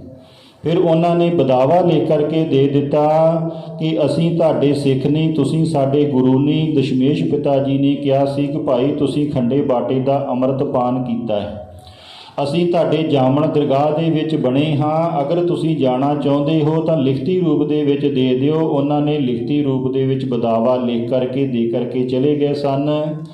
ਜਦੋਂ ਕਹਿੰਦੇ ਝਬਾਲ ਦੇ ਇਲਾਕੇ ਦੇ ਵਿੱਚ ਆਪਣੇ ਘਰਾਂ ਦੇ ਵਿੱਚ ਪਹੁੰਚੇ ਤਾਂ ਉਹਨਾਂ ਦੀਆਂ ਧਰਮ ਪਤਨੀਆਂ ਨੇ ਕੀ ਪੁੱਛਿਆ ਕਿ ਸਤਿਗੁਰੂ ਜੀ ਜੰਗ ਜਿੱਤ ਗਏ ਹਨ ਜਾਂ ਜੰਗ ਨਹੀਂ ਜਿੱਤੇ ਤਾਂ ਕੀ ਸਤਿਗੁਰੂ ਪਾਤਸ਼ਾਹ ਜੀ ਦਾ ਫੈਸਲਾ ਹੋ ਗਿਆ ਹੈ? ਅਗਰ ਫੈਸਲਾ ਨਹੀਂ ਹੋਇਆ ਤਾਂ ਗੁਰੂ ਜੀ ਕਿਸ ਹਾਲਤ ਦੇ ਵਿੱਚ ਹਨ? ਤੁਸੀਂ ਗੁਰੂ ਜੀ ਦਾ ਸਾਥ ਕਿਉਂ ਛੱਡ ਕੇ ਆਏ? ਕਹਿੰਦੇ ਉਹਨਾਂ ਨੇ ਕਿਹਾ ਕਿ ਨਾ ਅਜੇ ਤੱਕ ਜੰਗ ਫਤਿਹ ਹੋਇਆ ਹੈ, ਨਾ ਅਜੇ ਫੈਸਲਾ ਹੋਇਆ ਹੈ, ਅਸੀਂ ਗੁਰੂ ਤੋਂ ਨਾ ਮੁੱਕਰ ਹੋ ਕਰਕੇ ਬਦਾਵਾ ਲੈ ਕਰਕੇ ਦੇ ਕਰਕੇ ਆ ਗਏ। ਕਹਿੰਦੇ ਉਹਨਾਂ ਇਸਤਰੀਆਂ ਨੇ ਕਿਹਾ ਕਿ ਤੁਸੀਂ ਸਾਡੇ ਜਗ੍ਹਾ ਆਪਣੇ ਹੱਥਾਂ ਦੇ ਵਿੱਚ ਚੂੜੀਆਂ ਪਾ ਲਓ, ਅਸੀਂ ਜਾ ਕੇ ਮੈਦਾਨ ਦੇ ਵਿੱਚ ਜੰਗ ਲੜਾਂਗੀਆਂ, ਤੁਸੀਂ ਘਰ ਦੇ ਕੰਮ ਕਰੋ, ਬੱਚੇ ਸੰਭਾਲੋ, ਘਰ ਦਾ ਲੰਗਰ ਪਾਣੀ ਕਰੋ, ਘਰ ਦੇ ਕੰਮਕਾਰ ਕਰਨੇ ਸ਼ੁਰੂ ਕਰੋ ਅਤੇ ਜੰਗ ਯੁੱਧ ਦੇ ਵਿੱਚ ਜਾ ਕਰਕੇ ਅਸੀਂ ਸ਼ਹੀਦੀਆਂ ਪਾਵਾਂਗੇ। ਮਾਤਾ ਭਾਗੋ ਦੀ ਕਹਿੰਦੇ ਅਗਵਾਈ ਦੇ ਵਿੱਚ ਜਦੋਂ ਉਹਨਾਂ ਦੀਆਂ ਧਰਮ ਪਤਨੀਆਂ ਨੇ ਫਟਕਾਰਿਆ, ਉਹ ਸਾਰੇ ਹੀ ਸਿੱਖ ਫਿਰ ਦੁਬਾਰਾ ਤਿਆਰ ਬਰ ਤਿਆਰ ਹੋ ਕਰਕੇ ਖਦਰਾਣੇ ਦੀ ਢਾਬ ਦੇ ਵਿੱਚ ਪਹੁੰਚ ਗਏ, ਜਿਹਨੂੰ ਆਪਾਂ ਸ਼੍ਰੀ ਮੁਕਤਸਰ ਸਾਹਿਬ ਕਹਿੰਦੇ। ਉੱਥੇ ਆ ਕਰਕੇ ਸਾਰੇ ਸਿੱਖਾਂ ਨੇ ਜੰਗ ਲੜਨਾ ਸ਼ੁਰੂ ਕਰ ਦਿੱਤਾ। ਉਸ ਜੰਗ ਦੇ ਵਿੱਚ 39 ਸਿੱਖ ਉਹਨਾਂ ਦੇ ਵਿੱਚੋਂ ਸ਼ਹੀਦੀ ਪਾ ਗਏ। ਜੰਗ ਕਰਦਿਆਂ 40ਵੇਂ ਜਿਹੜੇ ਭਾਈ ਮਹਾਂ ਸਿੰਘ ਸਨ, ਕਹਿੰਦੇ ਉਹਨਾਂ ਦੇ ਅਜੇ ਥੋੜ੍ਹੇ ਪ੍ਰਾਣ ਚੱਲਦੇ ਸਨ। ਜਦੋਂ ਜੰਗ ਸਮਾਪਤ ਹੋਇਆ, ਸਤਿਗੁਰੂ ਪਾਤਸ਼ਾਹ ਜੀ ਆਪਣੇ ਸਿੱਖਾਂ ਨੂੰ ਬਹਾਦਰੀ ਦੇ ਇਨਾਮ ਦੇ ਰਹੇ ਸਨ ਕਿ ਇਹ ਮੇਰਾ 5 ਹਜ਼ਾਰੀ ਹੈ, ਮੇਰਾ 10 ਹਜ਼ਾਰੀ ਹੈ, ਇਹ ਮੇਰਾ 20 ਹਜ਼ਾਰੀ ਹੈ। ਕਰਦਿਆਂ ਕਹਿੰਦੇ ਜਦੋਂ ਭਾਈ ਮਹਾਂ ਸਿੰਘ ਦੇ ਕੋਲ ਪਹੁੰਚੇ, ਦੇਖਿਆ ਕਿ ਭਾਈ ਮਹਾਂ ਸਿੰਘ ਦੇ ਅਜੇ ਪ੍ਰਾਣ ਚੱਲ ਰਹੇ। ਪਾਣੀ ਦਾ ਛਿੱਟਾ ਦਿੱਤਾ। ਜਦੋਂ ਉਹਨਾਂ ਦਾ ਜਿਹੜਾ ਸੀਸ ਸੀ ਆਪਣੀ ਗੋਦੀ ਦੇ ਵਿੱਚ ਰੱਖਿਆ ਤਾਂ ਦੱਸਦੇ ਹਨ ਕਿ ਭਾਈ ਮਹਾਂ ਸਿੰਘ ਨੂੰ ਹੋਸ਼ ਆ ਗਈ। ਸਤਿਗੁਰੂ ਪਾਤਸ਼ਾਹ ਜੀ ਨੇ ਭਾਈ ਮਹਾਂ ਸਿੰਘ ਨੂੰ ਪੁੱਛਿਆ ਕਿ ਭਾਈ ਦੱਸ ਤੂੰ ਕੀ ਚਾਹੁੰਦਾ ਹੈ? ਜੋ ਚਾਹੁੰਦਾ ਹੈ ਇਸ ਸੰਸਾਰ ਦੇ ਵਿੱਚ, ਅਗਰ ਚਾਹੇ ਤਾਂ ਤੈਨੂੰ ਸੰਸਾਰ ਦੀ ਬਾਦਸ਼ਾਹੀ ਦੇ ਦਈਏ। ਕਹਿੰਦੇ ਉੱਧਰੋਂ ਜਦੋਂ ਭਾਈ ਮਹਾਂ ਸਿੰਘ ਬੇਹੋਸ਼ ਹੋਏ ਸਨ, 39 ਦੇ 39 ਸਿੱਖ ਭਾਈ ਮਹਾਂ ਸਿੰਘ ਦੇ ਆਲੇ ਦੁਆਲੇ ਆ ਕਰਕੇ ਖੜੇ ਹੋ ਗਏ। ਭਾਈ ਮਹਾਂ ਸਿੰਘ ਨੂੰ ਕਹਿਣ ਲੱਗੇ, ਭਾਈ ਅਸੀਂ ਸਰੀਰ ਤਿਆਗ ਚੁੱਕੇ ਹਾਂ, ਇਸ ਕਰਕੇ ਸਰੀਰ ਦੇ ਵਿੱਚ ਵਾਪਸ ਨਹੀਂ ਆ ਸਕਦੇ। ਤੂੰ ਅਜੇ ਇਸ ਸਰੀਰ ਦੇ ਵਿੱਚ ਹੈ, ਸਤਿਗੁਰੂ ਪਾਤਸ਼ਾਹ ਦੇ ਕੋਲੋਂ ਟੁੱਟੀ ਕਢਵਾ ਲੈ। ਜੋ ਅਸੀਂ ਬਦਾਵਾ ਲੈ ਕਰਕੇ ਦੇ ਕੇ ਆਏ ਸੀ ਉਸ ਨੂੰ ਪੜਵਾ ਲੈ। ਅਗਰ ਉਹ ਬਦਾਵਾ ਨਹੀਂ ਪਾੜਦਾ ਤਾਂ ਅਸੀਂ ਭਟਕਦੇ ਰਵਾਂਗੇ। ਕਿਉਂ ਭਟਕਦੇ ਰਵਾਂਗੇ? ਕਿਉਂਕਿ ਅਸੀਂ ਧਰਮ ਯੁੱਧ ਦੇ ਵਿੱਚ ਬਲੀਦਾਨ ਦਿੱਤਾ ਹੈ। ਧਰਮ ਯੁੱਧ ਦੇ ਵਿੱਚ ਬਲੀਦਾਨ ਦੇਣ ਦੇ ਕਾਰਨ ਨਰਕਾਂ ਦੇ ਵਿੱਚ ਅਸੀਂ ਜਾ ਨਹੀਂ ਸਕਦੇ ਅਤੇ ਸੱਚਖੰਡ ਦਾ ਦਰਵਾਜ਼ਾ ਨਹੀਂ ਖੁੱਲ੍ਹਦਾ। ਕਿਉਂ ਨਹੀਂ ਖੁੱਲ੍ਹਦਾ? ਕਿ ਅਸੀਂ ਆਪਣੇ ਗੁਰੂ ਤੋਂ ਨਾ ਮੁੱਕਰ ਹਾਂ, ਗੁਰੂ ਨੂੰ ਬਦਾਵਾ ਲਿਖ ਕਰਕੇ ਦੇ ਆਏ ਹਾਂ, ਇਸ ਕਰਕੇ ਅਸੀਂ ਰਸਤੇ ਦੇ ਵਿੱਚ ਭਟਕ ਰਹੇ ਹਾਂ। ਤੂੰ ਕਿਰਪਾ ਕਰ, ਸਤਿਗੁਰੂ ਪਾਤਸ਼ਾਹ ਨੂੰ ਬੇਨਤੀ ਕਰ ਕਿ ਸਾਡੀ ਟੁੱਟੀ ਗੰਢ ਲੈਣ ਅਤੇ ਸਾਨੂੰ ਸੱਚਖੰਡ ਦੇ ਵਿੱਚ ਪ੍ਰਵੇਸ਼ ਮਿਲ ਜਾਵੇ। ਕਹਿੰਦੇ ਭਾਈ ਮਹਾਂ ਸਿੰਘ ਨੇ ਸਤਿਗੁਰੂ ਪਾਤਸ਼ਾਹ ਜੀ ਨੂੰ ਬੇਨਤੀ ਕੀਤੀ कि सतगुरु पातशाह जी दया करो, मेहर करो, रहमत करो, साडे कोलों बहुत वड्डी गलती हो गई, साडी भुल बख्श दिओ। अपनी भुल बख्शाउंदियां होइयां बेनती कीती कि साडा जिहड़ा बदावा है उसनों पाड़ दिओ, टुट्टी नूं गंढ लो। सतगुरु पातशाह जी कहण लगे, महा सिंह आनंदपुर साहब असीं त्याग दिता, परिवार साडा वखरा वखरा हो गया, बच्चियां दे बलिदान हो गए, ਸਿੰਘਾਂ ਦੇ बलिदान हो गए, सारा कुछ असीं उत्थे त्याग करके आ गए। ਉਹ एक छोटा टुकड़ा कागज हुण समां पता नहीं कित्थे है जां कित्थे नहीं, किवें आपां ਵਧਾਵਾ पाड़ दईए। कहंदे भाई महा सिंह ये गल सुन के फिर बेहोश हो गए। फिर सतगुरु पातशाह जी ने जल का छिट्टा दिता, फिर भाई महा सिंह नूं होश आई। फिर भाई महा सिंह ने उही बेनती की, क्योंकि 39 ਦੇ 39 सिख भाई महा सिंह के आले दुआले खड़े उसनूं बार बार यही कह रहे सन कि भाई यही समा है, यही मौका है, अगर साडी टुट्टी गंढी गई तो साडा कल्याण हो जाएगा। कहते फिर भाई महा सिंह ने सतगुरु पातशाह जी नूं बेनती की। सतगुरु पातशाह जी ने वो जिहड़ा बदावा सी अपनी कमर दे विचों कढ़िया अते भाई महा सिंह दे सामने वो बदावा पाड़ दिता। जदों वो बदावा पाड़िया तां कहंदे भाई महा सिंह दे उसे समय प्राण निकल गए। उधर जिहड़े 39 ਦੇ 39 ਸਿੰਘ बार बार भटक रहे सन, सचखंड का दरवाजा खुल गया, सारियां नूं सचखंड दे विच प्रवेश मिल गया। इन्हां 40 ਦੇ 40 सिखां नूं सतगुरु पातशाह जी ने मुक्तियां की संज्ञा दी है कि ये साढ़े 40 मुक्ति हैं। इन्हां 40 नूं मुक्ति प्राप्त हुई है। क्यों मुक्ति प्राप्त हुई है कि उन्होंने अपनी वापस टुट्टी जिहड़ी सी वो गंढा लई, क्योंकि वो गुरु वाले बन गए। इस वास्ते भाई आपां भी अपने जीवन दे विच विचार करिए कि अगर असीं दरगाह दे विच जा करके अपना कल्याण चाहुंदे हां तां सानूं सब तो पहलां गुरु धारण करना पवेगा, गुरु वाले बनना पवेगा, खंडे बाटे का अमृत पान करना पवेगा। इसे तरह ही दमदमा साहब पहुँचदियां होइयां सतगुरु पातशाह जी मुक्तसर साहब तो दमदमा साहब पहुँचे। उत्थे भाई डल्ले ने बहुत सेवा की। भाई डल्ले की सेवा तो प्रसन्न हो करके सतगुरु पातशाह जी ने भाई डल्ले नूं कहा, भाई डल्लिया तू मंग लै जो मंगना चाहुंदा है। क्योंकि जिहड़ा भाई महा सिंह जी नूं सतगुरु पातशाह जी ने गोद दे विच उठाया सी, वो जिहड़ा दशमेश पिता जी का चोला है, हाले भी दमदमा साहब भाई डल्ले के घर दे विच वो चोला विराजमान है। उस तरह उस चोले नूं खून लगा होया है। भाई डल्ले ने सतगुरु पातशाह जी नूं बेनती की कि सतगुरु पातशाह जी मैनूं इस संसार दे विच कुछ नहीं चाहिदा, अगर तुसीं कुछ देना चाहुंदे हो तो मैनूं दरगाह दे विच एक पीढ़ी की जगह दे दिओ। सतगुरु पातशाह ने कहा, डल्लिया तू इस संसार दे विच जो मंगना चाहें असीं तैनूं दे सकदे हां। अगर तू इत्थों दी बादशाही भी मंग लै तां असीं बादशाही दे देवांगे, पर अगर तू सचखंड दे विच पीढ़ी की जगह मंगदा है उस वास्ते तैनूं गुरु वाला बनना पवेगा, खंडे बाटे का अमृत पान करना पवेगा, सिंह सजना पवेगा। फिर कहते जदों डल्ले ने अमृत पान किया, गुरु वाला बनिया, तां सतगुरु पातशाह जी ने उसनूं वचन दिता कि तैनूं दरगाह दे विच जगह मिलेगी। फिर उत्थे ही दमदमा साहब दे विच सतगुरु पातशाह जी ने निवास कर लिया। अपना जिहड़ा कमर कस्सा सी उत्थे जा करके खोल दिता अते जो गुरसिखां दे नाल श्री आनंदपुर साहब दे विच वचन कीता सी, क्योंकि आनंदपुर साहब दे विच रहिंदे एक सिख बाणी पढ़ रिहा सी, बाणी गलत पढ़ रिहा सी। करते कीमत करता जाने कह जाने गुरसूरा, वो कै की जगह के पढ़ रहा सी। एक बारी किया, दो बारी किया, तीन बारी किया। फिर सतगुरु पातशाह जी ने किसी सिख नूं कहा कि भाई ये थप्पड़ मार गया।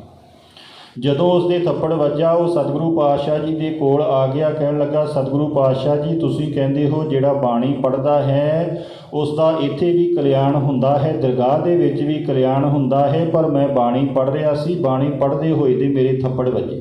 सतगुरु पातशाह जी कहन लगे कि भाई जदों साडे शरीर नूं कोई कटदा है सानूं दुख हुंदा है।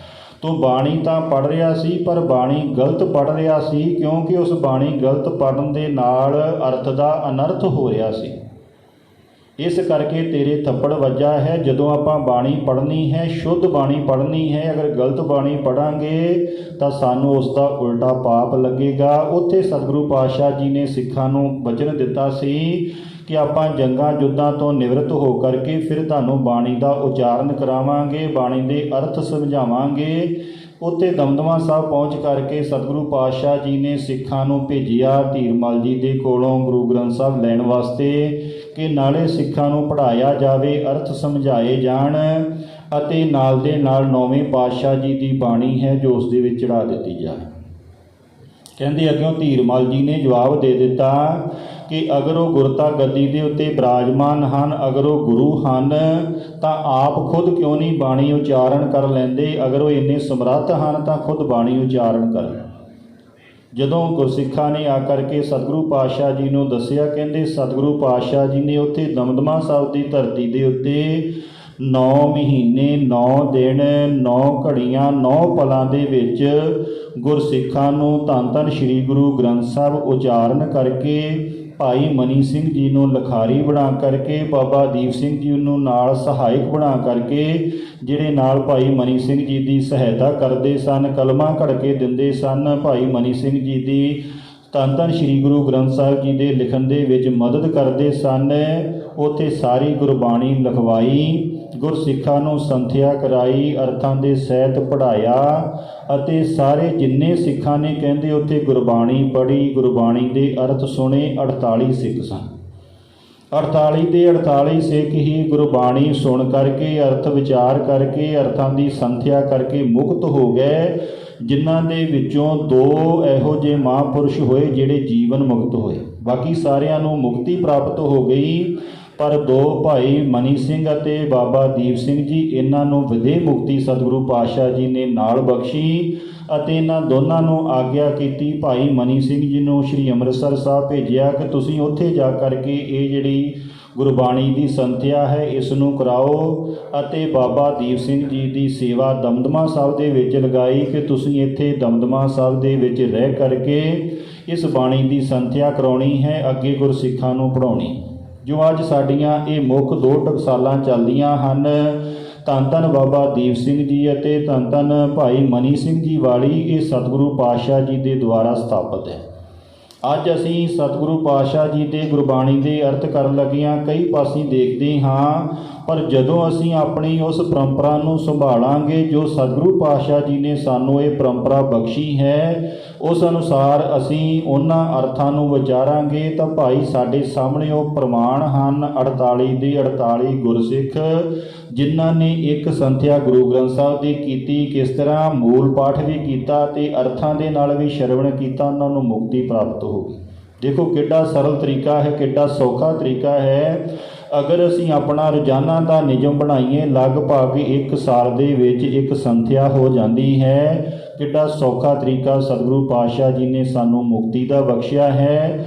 ਫਿਰ ਦਸ਼ਮੇਸ਼ ਪਿਤਾ ਜੀ ਨੇ ਉੱਥੇ ਹੀ ਕਹਿੰਦੇ ਮਾਤਾ ਸਾਹਿਬ ਕੌਰ ਅਤੇ ਮਾਤਾ ਸੁੰਦਰ ਕੌਰ ਜੀ ਆਈਆਂ ਦੀਵਾਨ ਲੱਗਾ ਹੋਇਆ ਸੀ। ਆ ਕਰਕੇ ਸਤਿਗੁਰੂ ਪਾਤਸ਼ਾਹ ਜੀ ਨੂੰ ਪੁੱਛਣਾ ਕੀਤਾ ਕਿ ਸਾਡੇ ਲਾਲ ਕਿੱਥੇ ਹਨ, ਸਾਡੇ ਬੱਚੇ ਕਿੱਥੇ ਹਨ। ਉੱਥੇ ਸਤਿਗੁਰੂ ਪਾਤਸ਼ਾਹ ਜੀ ਨੇ ਇਹ ਉਚਾਰਨ ਕੀਤਾ ਸੀ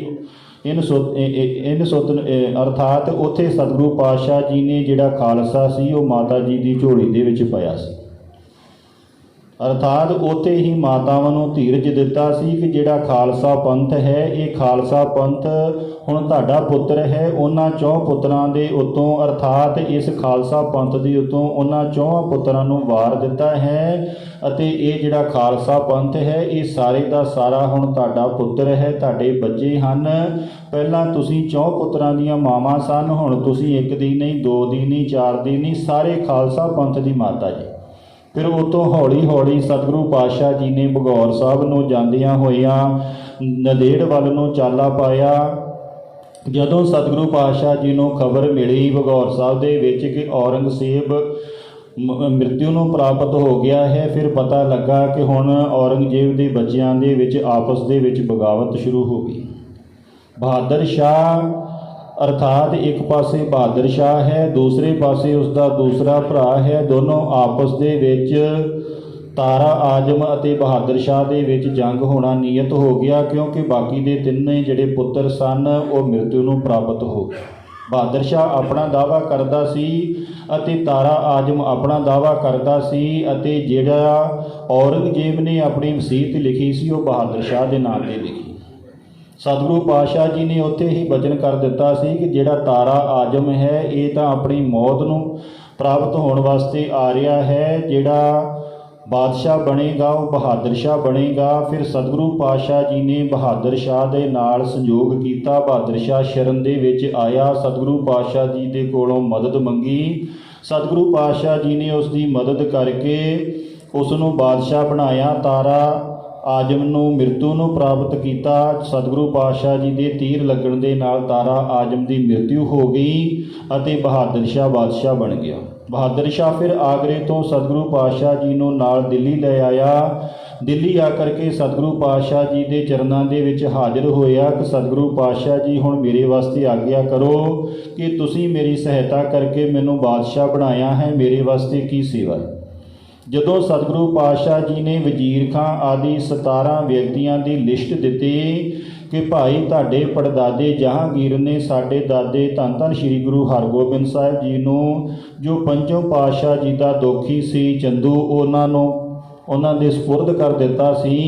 ਇਸੇ ਤਰ੍ਹਾਂ ਇਹ 17 ਵਿਅਕਤੀ ਸਾਡੇ ਸਪੁਰਦ ਕਰੋ ਕਿ ਇਹਨਾਂ ਵਿਅਕਤੀਆਂ 17 ਨੂੰ ਧਰਤੀ ਦੇ ਉੱਤੇ ਜੀਣ ਦਾ ਕੋਈ ਅਧਿਕਾਰ ਨਹੀਂ, ਕਿਉਂਕਿ ਇਹਨਾਂ ਵਿਅਕਤੀਆਂ ਨੇ ਉਹਨਾਂ ਮਾਸੂਮ ਬੱਚਿਆਂ ਦੇ ਉੱਤੇ ਜ਼ੁਲਮ ਢਾਇਆ ਹੈ। ਉਹਨਾਂ ਸਾਰੇ ਵਿਅਕਤੀਆਂ ਦੇ ਨਾਮ ਲਿਖ ਕਰਕੇ ਦਿੱਤੇ। ਕਹਿੰਦੇ ਜਦੋਂ ਉਹ ਸਾਰੇ ਨਾਮ ਦੇਖੇ, ਬਹਾਦਰ ਸ਼ਾਹ ਕਹਿਣ ਲੱਗਾ ਸਤਿਗੁਰੂ ਪਾਤਸ਼ਾਹ ਜੀ, ਮੈਂ ਅਜੇ ਨਵਾਂ ਰਾਜ ਭਾਗ ਸੰਭਾਲਿਆ, ਮੈਨੂੰ 2-4 ਸਾਲ ਦਾ 5-7 ਸਾਲ ਦਾ ਸਮਾਂ ਦਿਓ, ਮੈਂ ਥੋੜ੍ਹੇ ਸਮੇਂ ਦੇ ਵਿੱਚ ਇਹਨਾਂ ਨੂੰ ਤੁਹਾਡੇ ਸਾਹਮਣੇ ਹਾਜ਼ਰ ਕਰ ਦੇਵਾਂਗਾ। ਕਹਿੰਦੇ ਦਸ਼ਮੇਸ਼ ਪਿਤਾ ਜੀ ਨੇ ਉੱਥੇ ਵਚਨ ਕੀਤਾ ਕਿ ਭਾਈ ਤੂੰ ਔਰੰਗਜ਼ੇਬ ਦਾ ਬੇਟਾ ਹੈ, ਕੁਛ ਨਾ ਕੁਛ ਤਾਂ ਤੇਰੇ ਪਿਤਾ ਦਾ ਅਸਰ ਤੇਰੇ 'ਤੇ ਰਹਿਣਾ ਹੈ। ਇਹ ਤੁਹਾਡਾ ਸੁਭਾਅ ਹੈ ਕਿ ਜਿਹੜਾ ਵਚਨ ਕਰਦੇ ਹੋ ਉਸ ਵਚਨ ਤੋਂ ਤੁਸੀਂ ਮੁੱਕਰ ਜਾਂਦੇ ਹੋ। ਉਹਨਾਂ ਕਿਹਾ ਕਿ ਸਾਡਾ ਇੱਕ ਬੰਦਾ ਆਵੇਗਾ, ਅਸੀਂ ਇੱਕ ਇਹੋ ਜਿਹਾ ਬੰਦਾ ਪੈਦਾ ਕਰਾਂਗੇ ਜਿਹੜਾ ਇਹਨਾਂ ਸਾਰਿਆਂ ਦੇ ਕੋਲੋਂ ਬਦਲਾ ਲਵੇਗਾ। ਫਿਰ ਉਤੋਂ ਹੌਲੀ ਹੌਲੀ ਕਹਿੰਦੇ ਸਤਿਗੁਰੂ ਪਾਤਸ਼ਾਹ ਜੀ ਨੰਦੇੜ ਵੱਲ ਨੂੰ ਚਾਲੇ ਪਾ ਕੇ ਨਾਲ ਹੀ ਬਹਾਦਰ ਸ਼ਾਹ ਚੱਲ ਪਿਆ। ਬਰਹਾਨ ਚੱਲ ਕਰਕੇ ਸਤਿਗੁਰੂ ਪਾਤਸ਼ਾਹ ਜੀ ਨੇ ਉੱਥੇ ਕੁਝ ਸਮੇਂ ਵਾਸਤੇ ਨਿਵਾਸ ਰੱਖਿਆ। ਉੱਥੋਂ ਚਲਦਿਆਂ ਸਤਿਗੁਰੂ ਪਾਤਸ਼ਾਹ ਜੀ ਨੰਦੇੜ ਸਾਹਿਬ ਪਹੁੰਚ ਗਏ। ਨੰਦੇੜ ਪਹੁੰਚ ਕਰਕੇ ਸਤਿਗੁਰੂ ਪਾਤਸ਼ਾਹ ਜੀ ਨੇ ਜਿਸ ਜਗ੍ਹਾ ਦੇ ਉੱਤੇ ਆਪਣਾ ਡੇਰਾ ਲਗਾਇਆ, ਜਿਸ ਜਗ੍ਹਾ 'ਤੇ ਆਪਣਾ ਆਸਣ ਲਗਾਇਆ, ਜਦੋਂ ਦੇ ਉੱਥੋਂ ਦੇ ਹਾਕਮ ਨੂੰ ਇਹ ਪਤਾ ਲੱਗਾ ਕਿ ਸਤਿਗੁਰੂ ਪਾਤਸ਼ਾਹ ਜੀ ਇਸ ਜਗ੍ਹਾ 'ਤੇ ਦਾਅਵਾ ਕਰ ਰਹੇ ਹਨ ਕਿ ਇਹ ਜਗ੍ਹਾ ਸਾਡੀ, ਉਸਨੇ ਆ ਕਰਕੇ ਕਿਹਾ ਕਿ ਸਤਿਗੁਰੂ ਪਾਤਸ਼ਾਹ ਜੀ ਇਹ ਜਗ੍ਹਾ ਤੁਹਾਡੀ ਨਹੀਂ ਸਾਡੀ ਹੈ। ਉਹਨੇ ਸਮੇਂ ਨੂੰ ਬਹਾਦਰ ਸ਼ਾਹ ਵੀ ਉੱਥੇ ਪਹੁੰਚ ਗਿਆ। ਬਹਾਦਰ ਸ਼ਾਹ ਨੂੰ ਉਸ ਹਾਕਮ ਨੇ ਆ ਕਰਕੇ ਦੱਸਿਆ ਕਿ ਇਹ ਸਾਡੀ ਪੁਸ਼ਤੀ ਪਿਤਾ ਦਰ ਪਿਤਾ ਸਾਡੀ ਇਹ ਜਗ੍ਹਾ ਚੱਲੀ ਆ ਰਹੀ, ਇਹ ਸਤਿਗੁਰੂ ਪਾਤਸ਼ਾਹ ਦੀ ਕਿਵੇਂ ਹੋ ਸਕਦੀ ਹੈ। ਜਦੋਂ ਬਹਾਦਰ ਸ਼ਾਹ ਨੇ ਸਤਿਗੁਰੂ ਪਾਤਸ਼ਾਹ ਨੂੰ ਬੇਨਤੀ ਕੀਤੀ ਤਾਂ ਸਤਿਗੁਰੂ ਪਾਤਸ਼ਾਹ ਨੇ ਕਿਹਾ ਕਿ ਭਾਈ ਅਸੀਂ ਆਪਣੇ ਇੱਥੇ ਨਿਸ਼ਾਨ, ਆਪਣੇ ਚਿੰਨ੍ਹ ਤੁਹਾਨੂੰ ਦਿਖਾਵਾਂਗੇ ਕਿ ਅਸੀਂ ਪੂਰਵ ਜਨਮ ਦੇ ਵਿੱਚ ਇੱਥੇ ਤਪੱਸਿਆ ਕੀਤੀ ਹੈ, ਬੰਦਗੀ ਕੀਤੀ ਹੈ, ਸਿਮਰਨ ਕੀਤਾ ਹੈ। ਉਹ ਵਿਅਕਤੀ ਆਪਣੇ ਅਹਿਲਕਾਰਾਂ ਨੂੰ, ਆਪਣੇ ਸਮਝਦਾਰ ਬੰਦਿਆਂ ਨੂੰ ਭੇਜ ਦੇਵੇ। ਜਦੋਂ ਉਸਨੇ ਆਪਣੇ ਬੰਦੇ ਭੇਜੇ, ਸਤਿਗੁਰੂ ਪਾਤਸ਼ਾਹ ਜੀ ਨੇ 2-3 ਜਗ੍ਹਾ ਤੋਂ ਪਟਵਾਈ ਥੱਲਿਓਂ ਆਪਣੇ ਸਾਰੇ ਨਿਸ਼ਾਨ ਦਿਖਾਏ ਕਿ ਆਹ ਸਾਡਾ ਕਮੰਡਲ ਹੈ, ਆਹ ਸਾਡਾ ਆਸਣ ਹੈ, ਆਹ ਸਾਡੀ ਬੈਰਾਗਣ ਹੈ, ਜਿੱਥੇ ਬੈਠ ਕਰਕੇ ਅਸੀਂ ਪਿਛਲੇ ਜਨਮ ਦੇ ਵਿੱਚ ਦੁਸ਼ਟ ਦਮਨ ਦੇ ਰੂਪ ਦੇ ਵਿੱਚ ਤਪੱਸਿਆ ਕਰਦੇ ਰਹੇ ਹਾਂ। ਫਿਰ ਇੱਥੋਂ ਅਸੀਂ ਹੇਮਕੁੰਡ ਜਾ ਕਰਕੇ ਤਪੱਸਿਆ ਕੀਤੀ, ਜਿੱਥੇ ਸਾਨੂੰ ਅਕਾਲ ਪੁਰਖ ਦੀ ਆਗਿਆ ਹੋਈ ਸੰਸਾਰ 'ਤੇ ਆਉਣ ਦੀ। ਫਿਰ ਜਦੋਂ ਸਾਰੇ ਨਿਸ਼ਾਨ ਦਿਖਾਏ ਤਾਂ ਉਸਨੇ ਉਹ ਜਗ੍ਹਾ ਸਤਿਗੁਰੂ ਪਾਤਸ਼ਾਹ ਜੀ ਨੂੰ ਭੇਟਾ ਕਰ ਦਿੱਤੀ। ਪਰ ਸਤਿਗੁਰੂ ਪਾਤਸ਼ਾਹ ਜੀ ਨੇ ਉਹ ਜਗ੍ਹਾ ਫ੍ਰੀ ਦੇ ਵਿੱਚ ਨਹੀਂ ਲਈ। ਜਿੰਨੀ ਉਸ ਜਗ੍ਹਾ ਦੀ ਕੀਮਤ ਬਣਦੀ ਸੀ, ਉਸ ਵਿਅਕਤੀ ਨੂੰ ਉਹ ਜਗ੍ਹਾ ਕੀਮਤ ਦੇ ਕਰਕੇ ਉਹ ਜਗ੍ਹਾ ਖਰੀਦ ਕਰਕੇ ਉੱਥੇ ਆਪਣਾ ਸਥਾਨ ਬਣਾਇਆ, ਉੱਥੇ ਆਪਣਾ ਨਿਵਾਸ ਬਣਾ ਲਿਆ, ਆਪਣਾ ਤੰਬੂ ਲਗਾ ਲਿਆ। ਫਿਰ ਉੱਥੇ ਰਹਿੰਦਿਆਂ ਸਤਿਗੁਰੂ ਪਾਤਸ਼ਾਹ ਜੀ ਨੂੰ ਪਤਾ ਲੱਗਾ ਕਿ ਇੱਥੇ ਇੱਕ ਬੈਰਾਗੀ ਰਹਿੰਦਾ ਹੈ ਮਾਧੋ ਦਾਸ, ਜਿਹੜਾ ਹਰ ਆਏ ਗਏ ਗੁਰਮੁਖ ਪਿਆਰੇ ਨੂੰ ਤੰਗ ਕਰਦਾ ਹੈ। ਪਹਿਲਾਂ ਉਸ ਦੀ ਸੇਵਾ ਕਰਦਾ ਹੈ, ਉਸ ਨੂੰ ਪਲੰਘ ਦੇ ਉੱਤੇ ਬਿਠਾਉਂਦਾ ਹੈ, ਫਿਰ ਆਪਣੀਆਂ ਸ਼ਕਤੀਆਂ ਦੇ ਦੁਆਰਾ ਉਸ ਪਲੰਘ ਨੂੰ ਪਲਟਾ ਦਿੰਦਾ ਹੈ, ਉਹਨਾਂ ਦਾ ਮਜ਼ਾਕ ਕਰਦਾ ਹੈ। ਇੱਕ ਦਿਨ ਸਤਿਗੁਰੂ ਪਾਤਸ਼ਾਹ ਜੀ ਆਪਣੇ ਸਿੱਖਾਂ ਨੂੰ ਨਾਲ ਲੈ ਕਰਕੇ ਉੱਥੇ ਜਾ ਕਰਕੇ ਪਹੁੰਚ ਗਏ, ਪਲੰਘ ਦੇ ਉੱਤੇ ਬਿਰਾਜਮਾਨ ਹੋ ਗਏ। ਮਾਧੋ ਦਾਸ ਬੈਰਾਗੀ ਦੇ ਚੇਲਿਆਂ ਨੇ ਜਾ ਕਰਕੇ ਉਹਨਾਂ ਨੂੰ ਦੱਸਿਆ ਕਿ ਇਸ ਤਰ੍ਹਾਂ ਕੋਈ ਮਹਾਨ ਪੁਰਸ਼ ਆਇਆ ਹੈ, ਉਹ ਤੁਹਾਡੇ ਆਸਣ ਦੇ ਉੱਤੇ, ਪਲੰਘ ਦੇ ਉੱਤੇ ਆਪਣੇ ਆਪ ਆ ਕਰਕੇ ਬੈਠ ਗਿਆ। ਕਹਿੰਦੇ ਉਸ ਬੈਰਾਗੀ ਨੇ ਬਹੁਤ ਜ਼ੋਰ ਲਗਾਇਆ ਕਿ ਮੈਂ ਇਸ ਪਲੰਘ ਨੂੰ ਪਲਟਾ ਦੇਵਾਂ, ਪਰ ਉਸ ਪਲੰਘ ਨੂੰ ਪਲਟਾਉਣ ਦੇ ਵਿੱਚ ਉਹ ਸਮਰੱਥ ਨਾ ਹੋਇਆ। ਫਿਰ ਆ ਕਰਕੇ ਸਤਿਗੁਰਾਂ ਦੇ ਚਰਨਾਂ ਦੇ ਉੱਤੇ ਢਹਿ ਗਿਆ ਅਤੇ ਬੇਨਤੀਆਂ ਕਰਨ ਲੱਗਾ, ਪ੍ਰਾਰਥਨਾ ਕਰਨ ਲੱਗਾ ਕਿ ਮੇਰੇ ਉੱਤੇ ਕਿਰਪਾ ਕਰੋ, ਬਖਸ਼ਿਸ਼ ਕਰੋ। ਸਤਿਗੁਰੂ ਪਾਤਸ਼ਾਹ ਜੀ ਨੇ ਉਹਨੂੰ ਸਤ ਉਪਦੇਸ਼ ਦੇ ਕਰਕੇ ਖੰਡੇ ਬਾਟੇ ਦਾ ਅੰਮ੍ਰਿਤ ਪਾਨ ਕਰਵਾ ਕਰਕੇ ਜਦੋਂ ਉਹ ਆਣ ਕਰਕੇ ਸਤਿਗੁਰਾਂ ਦੇ ਚਰਨਾਂ 'ਤੇ ਡਿੱਗਾ ਸੀ ਤਾਂ ਸਤਿਗੁਰਾਂ ਨੇ ਪੁੱਛਿਆ, ਭਾਈ ਤੂੰ ਕੌਣ ਹੈ? ਕਹਿਣ ਲੱਗਾ, ਜੀ ਬੰਦਾ।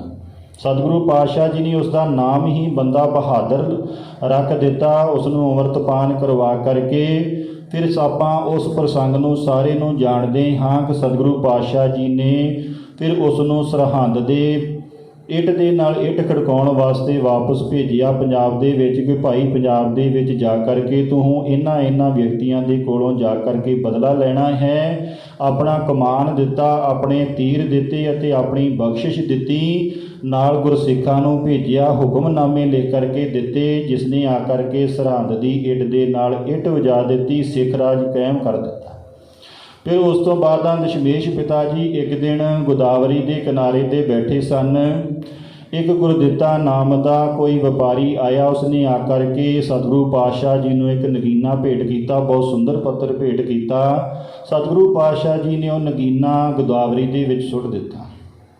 ਉਹ ਜਿਹੜਾ ਸ਼ਾਹੂਕਾਰ ਸੀ ਉਹ ਬਹੁਤ ਹੈਰਾਨ ਹੋ ਗਿਆ ਕਿ ਇੰਨਾ ਕੀਮਤੀ ਬੇਸ਼ੁਮਾਰ ਮੈਂ ਸਤਿਗੁਰੂ ਪਾਤਸ਼ਾਹ ਜੀ ਨੂੰ ਇਹ ਨਗੀਨਾ ਦਿੱਤਾ ਹੈ, ਇਹਨਾਂ ਨੂੰ ਇਸ ਦੀ ਕੋਈ ਕਦਰ ਨਹੀਂ, ਇਹਨਾਂ ਨੇ ਕਿਉਂ ਨਦੀ ਦੇ ਵਿੱਚ ਸੁੱਟ ਦਿੱਤਾ ਹੈ। ਸਤਿਗੁਰੂ ਪਾਤਸ਼ਾਹ ਜੀ ਨੇ ਉਹਦੇ ਦਿਲ ਦੀ ਜਾਣਦਿਆਂ ਹੋਇਆਂ ਕਿਹਾ ਕਿ ਭਾਈ, ਜਿਸ ਨਗੀਨੇ ਦੇ ਪਿੱਛੇ ਤੂੰ ਤੜਫਦਾ ਹੈ, ਜਾ ਕਰਕੇ ਦੇਖ ਇਸ ਨਦੀ ਦੇ ਵਿੱਚ ਕਿੰਨੇ ਨਗੀਨੇ ਹਨ। ਜਦੋਂ ਉਸਨੇ ਦੇਖਿਆ ਤਾਂ ਉਸ ਦੇ ਵਿੱਚ ਉਹੋ ਜਿਹੇ ਹਜ਼ਾਰਾਂ ਨਗੀਨੇ ਪਏ ਸੀ, ਜਿਸ ਦੇ ਨਾਂ ਦੇ ਉੱਤੇ ਉਸ ਘਾਟ ਦਾ ਨਾਮ ਨਗੀਨਾ ਘਾਟ ਪੈ ਗਿਆ। ਇਸੇ ਤਰ੍ਹਾਂ ਹੀ ਸਤਿਗੁਰੂ ਪਾਤਸ਼ਾਹ ਜੀ ਨੇ ਉੱਥੇ ਅਨੇਕ ਦ੍ਰਿਸ਼ਟਾਂਤ ਗੁਰਸਿੱਖਾਂ ਨੂੰ ਦਿੱਤੇ। ਅਤੇ ਫਿਰ ਜਦੋਂ ਸਤਿਗੁਰੂ ਪਾਤਸ਼ਾਹ ਜੀ ਦਾ ਉਹ ਸਮਾਂ ਆ ਗਿਆ, ਕਿਉਂਕਿ ਜਦੋਂ ਵੀ ਕੋਈ ਅਵਤਾਰੀ ਪੁਰਸ਼ ਸੰਸਾਰ 'ਤੇ ਆਉਂਦਾ ਹੈ ਉਹ ਪਰਮਾਤਮਾ ਦੇ ਭਾਣੇ ਦੇ ਵਿੱਚ ਰਹਿੰਦਾ ਹੈ।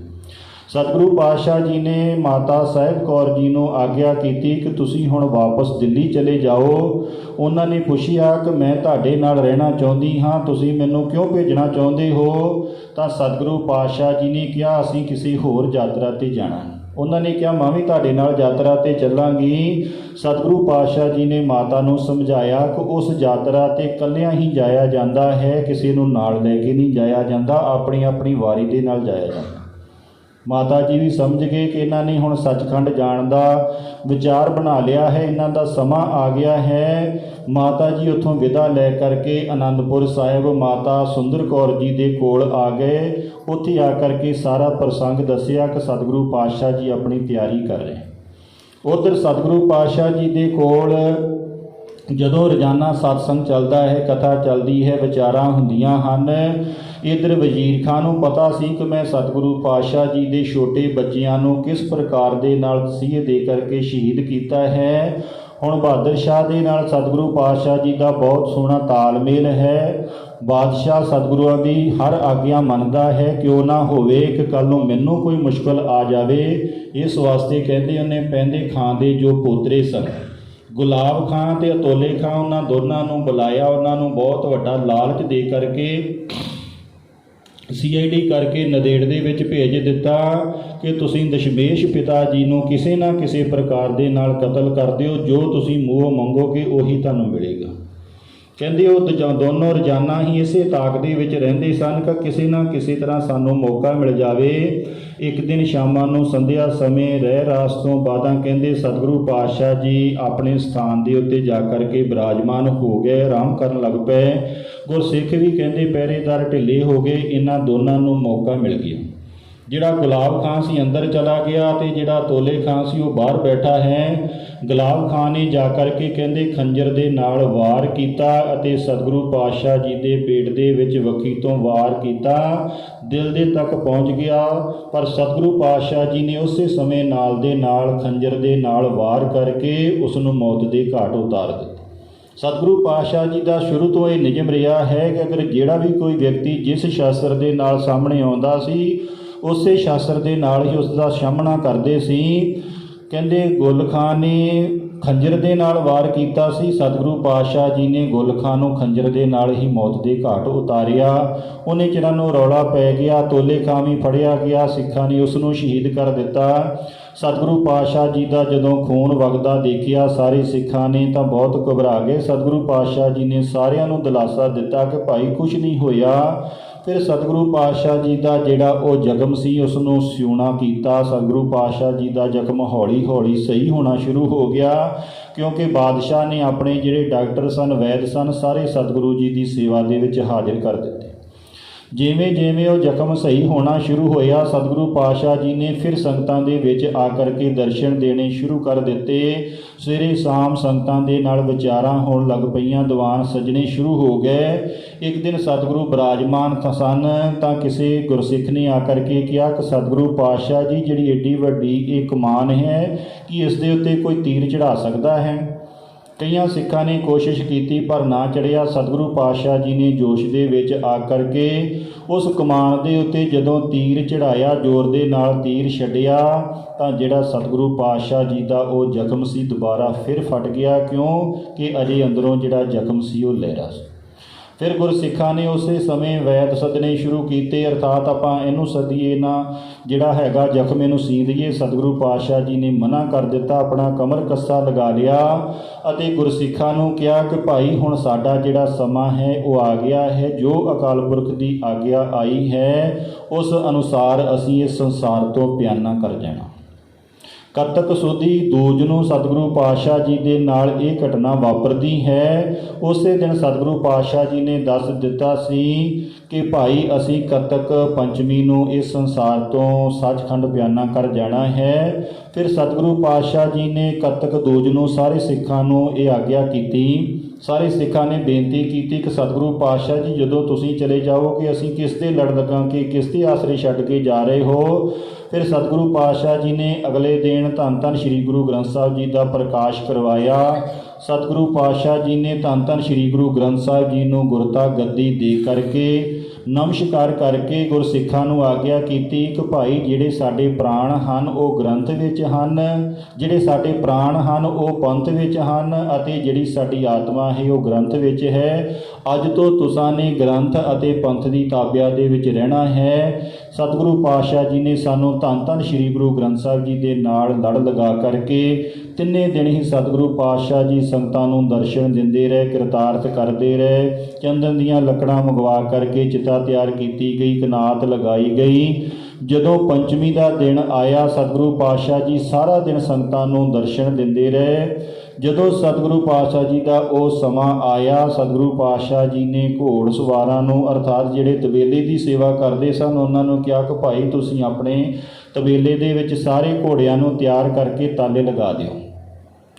ਇੱਧਰ ਦੂਸਰੇ ਪਾਸੇ ਸਾਰੀਆਂ ਸੰਗਤਾਂ ਅੰਦਰੋਂ ਤਾਂ ਵਿਰਾਗ ਦੇ ਵਿੱਚ ਸਨ ਕਿ ਸਤਿਗੁਰੂ ਪਾਤਸ਼ਾਹ ਜੀ ਜਾ ਰਹੇ ਹਨ, ਪਰ ਦੂਸਰੇ ਪਾਸੇ ਸਾਰੀ ਤਿਆਰੀ ਚਿਤਾ ਦੀ ਕੀਤੀ ਜਾ ਰਹੀ ਸੀ। ਸਤਿਗੁਰੂ ਪਾਤਸ਼ਾਹ ਜੀ ਨੇ ਇਸ਼ਨਾਨ ਕੀਤਾ, ਸ਼ਸਤਰ ਸਜਾਏ, ਦਸਤਾਰ ਸਜਾਈ, ਚੋਲਾ ਪਹਿਨਿਆ, ਸਾਰੇ ਸ਼ਸਤਰ ਸਜਾ ਕਰਕੇ, ਕਲਗੀ ਲਗਾ ਕਰਕੇ, ਤੀਰ ਕਮਾਨ ਲੈ ਕਰਕੇ ਜਦੋਂ ਸਤਿਗੁਰੂ ਜੀ ਕਨਾਤ ਦੇ ਵਿੱਚ ਜਾ ਕਰਕੇ ਪਹੁੰਚੇ, ਉੱਥੇ ਜਾ ਕੇ ਆਪਣਾ ਪਦਮ ਆਸਣ ਲਗਾਇਆ। ਸਾਰੇ ਸਿੱਖਾਂ ਨੂੰ ਆਗਿਆ ਕਰ ਦਿੱਤੀ ਕਿ ਭਾਈ ਕਿਸੇ ਨੇ ਅੰਦਰ ਨਹੀਂ ਆਉਣਾ ਸਵੇਰ ਤੱਕ।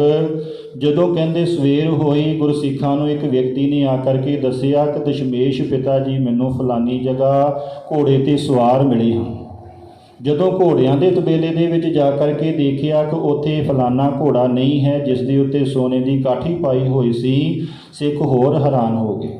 ਫਿਰ ਉੱਥੇ ਕਹਿੰਦੇ ਥੋੜ੍ਹੇ ਸਮੇਂ ਬਾਅਦ ਇੱਕ ਉੱਥੇ ਮਹਾਤਮਾ ਆਏ, ਉਹਨਾਂ ਨੇ ਦੱਸਿਆ ਕਿ ਸਾਨੂੰ ਸਤਿਗੁਰੂ ਪਾਤਸ਼ਾਹ ਜੀ ਸਾਰੇ ਸ਼ਸਤਰਾਂ ਦੇ ਨਾਲ ਤਿਆਰ ਬਰ ਤਿਆਰ ਜੰਗਲ ਦੇ ਵਿੱਚ ਮਿਲੇ ਹਨ, ਘੋੜੇ 'ਤੇ ਬਿਰਾਜਮਾਨ ਹੋ ਕਰਕੇ ਜਾ ਰਹੇ ਸਨ, ਸਾਨੂੰ ਦਰਸ਼ਨ ਦੇ ਕਰਕੇ ਗਏ ਹਨ। ਤੇ ਕਹਿੰਦੇ ਸਾਰੇ ਗੁਰਸਿੱਖਾਂ ਨੇ ਜਾ ਕਰਕੇ ਅੰਦਰ ਅੰਗੀਠਾ ਦੇਖਿਆ, ਕਿਉਂਕਿ ਸਤਿਗੁਰੂ ਪਾਤਸ਼ਾਹ ਜੀ ਨੇ ਆਗਿਆ ਕੀਤੀ ਸੀ ਸਾਡਾ ਅੰਗੀਠਾ ਨਹੀਂ ਖੋਲ੍ਹਣਾ। ਕੁਝ ਗੁਰਸਿੱਖਾਂ ਨੂੰ ਸ਼ੰਕਾ ਹੋਈ ਕਿ ਦੇਖੀਏ ਸਤਿਗੁਰੂ ਪਾਤਸ਼ਾਹ ਜੀ ਦੀਆਂ ਅਸਥੀਆਂ ਹਨ ਜਾਂ ਨਹੀਂ ਹਨ। ਜਦੋਂ ਜਾ ਕਰਕੇ ਕਹਿੰਦੇ ਅੰਗੀਠਾ ਦੇਖਿਆ, ਕੇਵਲ ਤਾਂ ਕੇਵਲ ਉਹ ਇੱਕ ਸ੍ਰੀ ਸਾਹਿਬ ਪ੍ਰਾਪਤ ਹੋਈ ਜੋ ਸਤਿਗੁਰੂ ਪਾਤਸ਼ਾਹ ਜੀ ਨੇ ਕੇਸਾਂ ਦੇ ਵਿੱਚ ਸਜਾਈ ਸੀ। ਫਿਰ ਸਾਰੀਆਂ ਸੰਗਤਾਂ ਨੂੰ ਸਤਿਗੁਰੂ ਪਾਤਸ਼ਾਹ ਜੀ ਨੇ ਇਹ ਦ੍ਰਿੜ ਕਰਵਾ ਦਿੱਤਾ ਸੀ ਜਾਣ ਲੱਗਿਆਂ, ਕਿਉਂਕਿ ਜਦੋਂ ਸਤਿਗੁਰੂ ਪਾਤਸ਼ਾਹ ਜੀ ਨੇ ਉਸ ਕਨਾਤ ਦੇ ਵਿੱਚ ਜਾਣ ਦੀ ਤਿਆਰੀ ਕੀਤੀ ਸੀ, ਭਾਈ ਦਇਆ ਸਿੰਘ, ਭਾਈ ਧਰਮ ਸਿੰਘ ਜਦੋਂ ਆਏ, ਉਹਨਾਂ ਨੇ ਆ ਕਰਕੇ ਨਮਸਕਾਰ ਕੀਤੀ ਸੀ ਤਾਂ ਸਤਿਗੁਰੂ ਪਾਤਸ਼ਾਹ ਜੀ ਦੇ ਸਰੀਰ ਨੂੰ ਸਪਰਸ਼ ਨਹੀਂ ਸੀ ਹੋਇਆ। ਉਹਨਾਂ ਨੇ ਪੁੱਛਿਆ, ਸਤਿਗੁਰੂ ਪਾਤਸ਼ਾਹ ਜੀ ਇਹ ਕਿਉਂ ਹੋ ਰਿਹਾ ਹੈ, ਸਾਨੂੰ ਤੁਹਾਡੇ ਚਰਨਾਂ ਦਾ ਸਪਰਸ਼ ਕਿਉਂ ਨਹੀਂ ਹੋ ਰਿਹਾ? ਦਸ਼ਮੇਸ਼ ਪਿਤਾ ਜੀ ਨੇ ਕਿਹਾ ਸੀ, ਗੁਰਸਿੱਖੋ ਤੁਸੀਂ ਮੈਨੂੰ ਸਰੀਰ ਸਮਝਦੇ ਰਹੇ, ਪਰ ਮੈਂ ਪ੍ਰਕਾਸ਼ ਰੂਪ ਸੀ, ਇਸ ਵਾਸਤੇ ਤੁਹਾਨੂੰ ਇਹ ਦਿਖਾ ਕਰਕੇ ਜਾ ਰਿਹਾ ਹਾਂ ਕਿ ਪ੍ਰਕਾਸ਼ ਰੂਪ ਹੁੰਦਿਆਂ ਹੋਇਆਂ ਵੀ ਤੁਸੀਂ ਮੈਨੂੰ ਸਰੀਰ ਰੂਪ ਦੇ ਵਿੱਚ ਸਮਝਿਆ। ਉਦੋਂ ਹੀ ਕਹਿੰਦੇ ਭਾਈ ਦਇਆ ਸਿੰਘ, ਭਾਈ ਧਰਮ ਸਿੰਘ ਨੂੰ ਇਹ ਨਿਸ਼ਚੈ ਹੋ ਗਿਆ ਸੀ ਕਿ ਇਹ ਅਕਾਲ ਪੁਰਖ ਦੀ ਜੋਤ ਹੈ, ਇਹ ਉਸ ਅਕਾਲ ਪੁਰਖ ਦੇ ਵਿੱਚ ਜਾ ਕਰਕੇ ਜੋਤ ਨੇ ਸਮਾ ਜਾਣਾ ਹੈ। ਪਰ ਫਿਰ ਵੀ ਭਾਈ ਆਪਾਂ ਸੰਸਾਰੀ ਜੀਵ ਹਾਂ, ਜਿਸ ਗੁਰੂ ਦੇ ਚਰਨ ਸ਼ਰਨ ਦੇ ਵਿੱਚ ਰਹਿ ਕਰਕੇ ਆਪਾਂ ਇੰਨਾ ਸਮਾਂ ਬਤੀਤ ਕੀਤਾ ਹੋਵੇ, ਜਦੋਂ ਉਹਨਾਂ ਦੇ ਜਾਣ ਦਾ ਸਮਾਂ ਆਉਂਦਾ ਹੈ, ਸੁਭਾਵਿਕ ਹੈ ਸਾਡੇ ਮਨ ਦੇ ਵਿੱਚ ਵਿਰਾਗ ਆਉਂਦਾ ਹੈ। ਸਾਰੀਆਂ ਸੰਗਤਾਂ ਇੰਨੇ ਵਿਰਾਗ ਦੇ ਵਿੱਚ ਸਨ। ਉਧਰ ਕਹਿੰਦੇ ਦੇਵਤਿਆਂ ਦੇ ਅੰਦਰ ਬਹੁਤ ਖੁਸ਼ੀ ਹੋ ਰਹੀ ਸੀ, ਸਾਰੇ ਦੇਵਤੇ ਵਿਮਾਨ ਲੈ ਕਰਕੇ ਸਤਿਗੁਰੂ ਪਾਤਸ਼ਾਹ ਜੀ ਨੂੰ ਲੈਣ ਵਾਸਤੇ ਆਏ ਸਨ, ਅਤੇ ਇੱਧਰ ਜਿਹੜੇ ਗੁਰਸਿੱਖ ਸਨ ਉਹ ਵਿਰਾਗ ਦੇ ਵਿੱਚ ਸੇਵਾ ਵੀ ਸਾਰੀ ਨਿਭਾ ਰਹੇ ਸਨ ਅਤੇ ਵਿਰਾਗ ਦੇ ਵਿੱਚ ਵੀ ਸਨ। ਇਸ ਪ੍ਰਕਾਰ ਭਾਈ ਸਤਿਗੁਰੂ ਪਾਤਸ਼ਾਹ ਜੀ ਨੇ ਸਾਡੇ ਉੱਤੇ ਦਇਆ ਕਰਕੇ, ਮਿਹਰ ਕਰਕੇ, ਰਹਿਮਤ ਕਰਕੇ ਸਾਨੂੰ ਸਿੱਖ ਪੰਥ ਦੀ ਸਾਜਨਾ ਕਰਕੇ ਸਿੱਖ ਪੰਥ ਦੇ ਵਿੱਚ ਧੰਨ ਧੰਨ ਸ੍ਰੀ ਗੁਰੂ ਗ੍ਰੰਥ ਸਾਹਿਬ ਜੀ ਦੇ ਨਾਲ ਜੋੜਿਆ, ਅੰਮ੍ਰਿਤ ਦੇ ਨਾਲ ਜੋੜਿਆ। ਸਾਡੀਆਂ ਸਤਿਗੁਰੂ ਪਾਤਸ਼ਾਹ ਜੀ ਦੀਆਂ ਇਹ ਯਾਦਾਂ ਮਨਾਉਣੀਆਂ ਤਾਂ ਹੀ ਸਫਲੀਆਂ ਹਨ ਕਿ ਅਸੀਂ ਸਤਿਗੁਰੂ ਪਾਤਸ਼ਾਹ ਜੀ ਦੇ ਜੋ ਪੂਰਨੇ ਪਾਏ ਹਨ, ਜੋ ਸਾਨੂੰ ਸਿੱਖਿਆ ਦਿੱਤੀਆਂ ਹਨ, ਉਹਨਾਂ ਨੂੰ ਆਪਣੇ ਜੀਵਨ ਦੇ ਵਿੱਚ ਉਤਾਰੀਏ ਅਤੇ ਆਪਣਾ ਜਿਹੜਾ ਜੀਵਨ ਹੈ ਉਹ ਸਫਲ ਕਰੀਏ। ਇਹਨਾਂ ਸ਼ਬਦਾਂ ਦੇ ਨਾਲ ਹੀ ਸਤਿਗੁਰੂ ਪਾਤਸ਼ਾਹ ਜੀ ਦੇ ਚਰਨਾਂ ਦੇ ਵਿੱਚ ਬਾਰੰਬਾਰ ਨਮਸਕਾਰ ਕਰਦਿਆਂ ਹੋਇਆਂ ਬਹੁਤ ਬਹੁਤ ਧੰਨਵਾਦ ਹੈ ਸਮੂਹ ਪ੍ਰਬੰਧਕ ਕਮੇਟੀ ਦਾ, ਸਾਡੇ ਸਤਿਕਾਰਯੋਗ ਗਿਆਨੀ ਤਰਸੇਮ ਸਿੰਘ ਜੀ ਅਤੇ ਸਤਿਕਾਰਯੋਗ ਸੰਤ ਬਾਬਾ ਕਾਲਾ ਸਿੰਘ ਜੀ ਮਹਾਰਾਜ ਮੁਖੀ ਨਾਨਕਸਰ ਕਲੇਰਾਂ ਵਾਲੇ, ਜਿਨ੍ਹਾਂ ਦੀ ਪ੍ਰੇਰਨਾ ਸਦਕਾ, ਕਿਰਪਾ ਸਦਕਾ ਆਪ ਸੰਤਾਂ ਦੇ ਦਰਸ਼ਨ ਹੋਏ, ਆਪ ਸੰਤਾਂ ਦੇ ਨਾਲ ਬੈਠ ਕਰਕੇ ਗੁਰਮਤਿ ਵਿਚਾਰਾਂ ਕਰਨ ਦਾ ਇਹ ਸਮਾਂ ਪ੍ਰਾਪਤ ਹੋਇਆ। ਸੋ ਸਾਰੇ ਹੀ ਭਾਈ ਆਪਾਂ ਇਹਨਾਂ ਪ੍ਰਸੰਗਾਂ ਨੂੰ ਜਦੋਂ ਆਪਣੇ ਜੀਵਨ ਦੇ ਵਿੱਚ ਵਿਚਾਰਦੇ ਹਾਂ, ਸਤਿਗੁਰੂ ਪਾਤਸ਼ਾਹ ਜੀ ਦੇ ਜੀਵਨ ਦੇਖਦੇ ਹਾਂ, ਉਹਨਾਂ ਤੋਂ ਸਾਨੂੰ ਆਪਣੇ ਜੀਵਨ ਦੇ ਵਿੱਚ ਸਿੱਖਿਆ ਲੈਣੀ ਚਾਹੀਦੀ ਹੈ ਕਿ ਸਤਿਗੁਰੂ ਪਾਤਸ਼ਾਹ ਜੀ ਹਮੇਸ਼ਾ ਜੋਤ ਰੂਪ ਹਨ, ਹਰ ਸਮੇਂ ਉਹ ਹਾਜ਼ਰ ਹਨ। ਅੱਜ ਵੀ ਜਦੋਂ ਕੋਈ ਉਹਨਾਂ ਨੂੰ ਯਾਦ ਕਰਦਾ ਹੈ, ਸਤਿਗੁਰੂ ਪਾਤਸ਼ਾਹ ਜੀ ਅੱਜ ਵੀ ਹਾਜ਼ਰ ਨਾਜ਼ਰ ਹੁੰਦੇ ਹਨ। ਇਸ ਕਰਕੇ ਅਸੀਂ ਸਤਿਗੁਰੂ ਪਾਤਸ਼ਾਹ ਜੀ ਦੇ ਅਰਾਧੀ ਹੋ ਕਰਕੇ ਅਰਾਧਨਾ ਕਰੀਏ, ਸੇਵਾ ਕਰੀਏ, ਸਿਮਰਨ ਕਰੀਏ, ਜਿਸ ਦੇ ਦੁਆਰਾ ਸਤਿਗੁਰੂ ਪਾਤਸ਼ਾਹ ਜੀ ਸਾਡੇ ਹਿਰਦੇ ਦੇ ਵਿੱਚ ਪ੍ਰਗਟ ਹੋਣ, ਸਾਡਾ ਕਲਿਆਣ ਹੋਵੇ। ਸੋ ਸਾਡੇ ਜਿਹੜੇ ਲੋਕ ਸੁਖੀਏ ਪਰਲੋਕ ਸੁਹੇਲੇ, ਨਾਨਕ ਹਰਿ ਪ੍ਰਭ ਆਪੇ ਮੇਲੇ ਦੀ ਸਾਨੂੰ ਪ੍ਰਾਪਤੀ ਹੋਵੇ, ਅਸੀਂ ਇਸ ਸੰਸਾਰ ਦੇ ਵਿੱਚੋਂ ਸੁਰਖਰੂ ਹੋ ਕਰਕੇ ਜਾ ਸਕੀਏ। ਆਓ ਸਾਧ ਸੰਗਤ ਜੀ ਫਤਿਹ ਬੁਲਾਈਏ ਜੀ। ਵਾਹਿਗੁਰੂ ਜੀ ਕਾ ਖਾਲਸਾ, ਵਾਹਿਗੁਰੂ ਜੀ ਕੀ ਫਤਿਹ। ਰਾਮਕਲੀ ਮਹੱਲਾ ਤੀਜਾ। ਆਨੰਦ ਇੱਕ ਓੰਕਾਰ ਸਤਿਗੁਰ ਪ੍ਰਸਾਦਿ।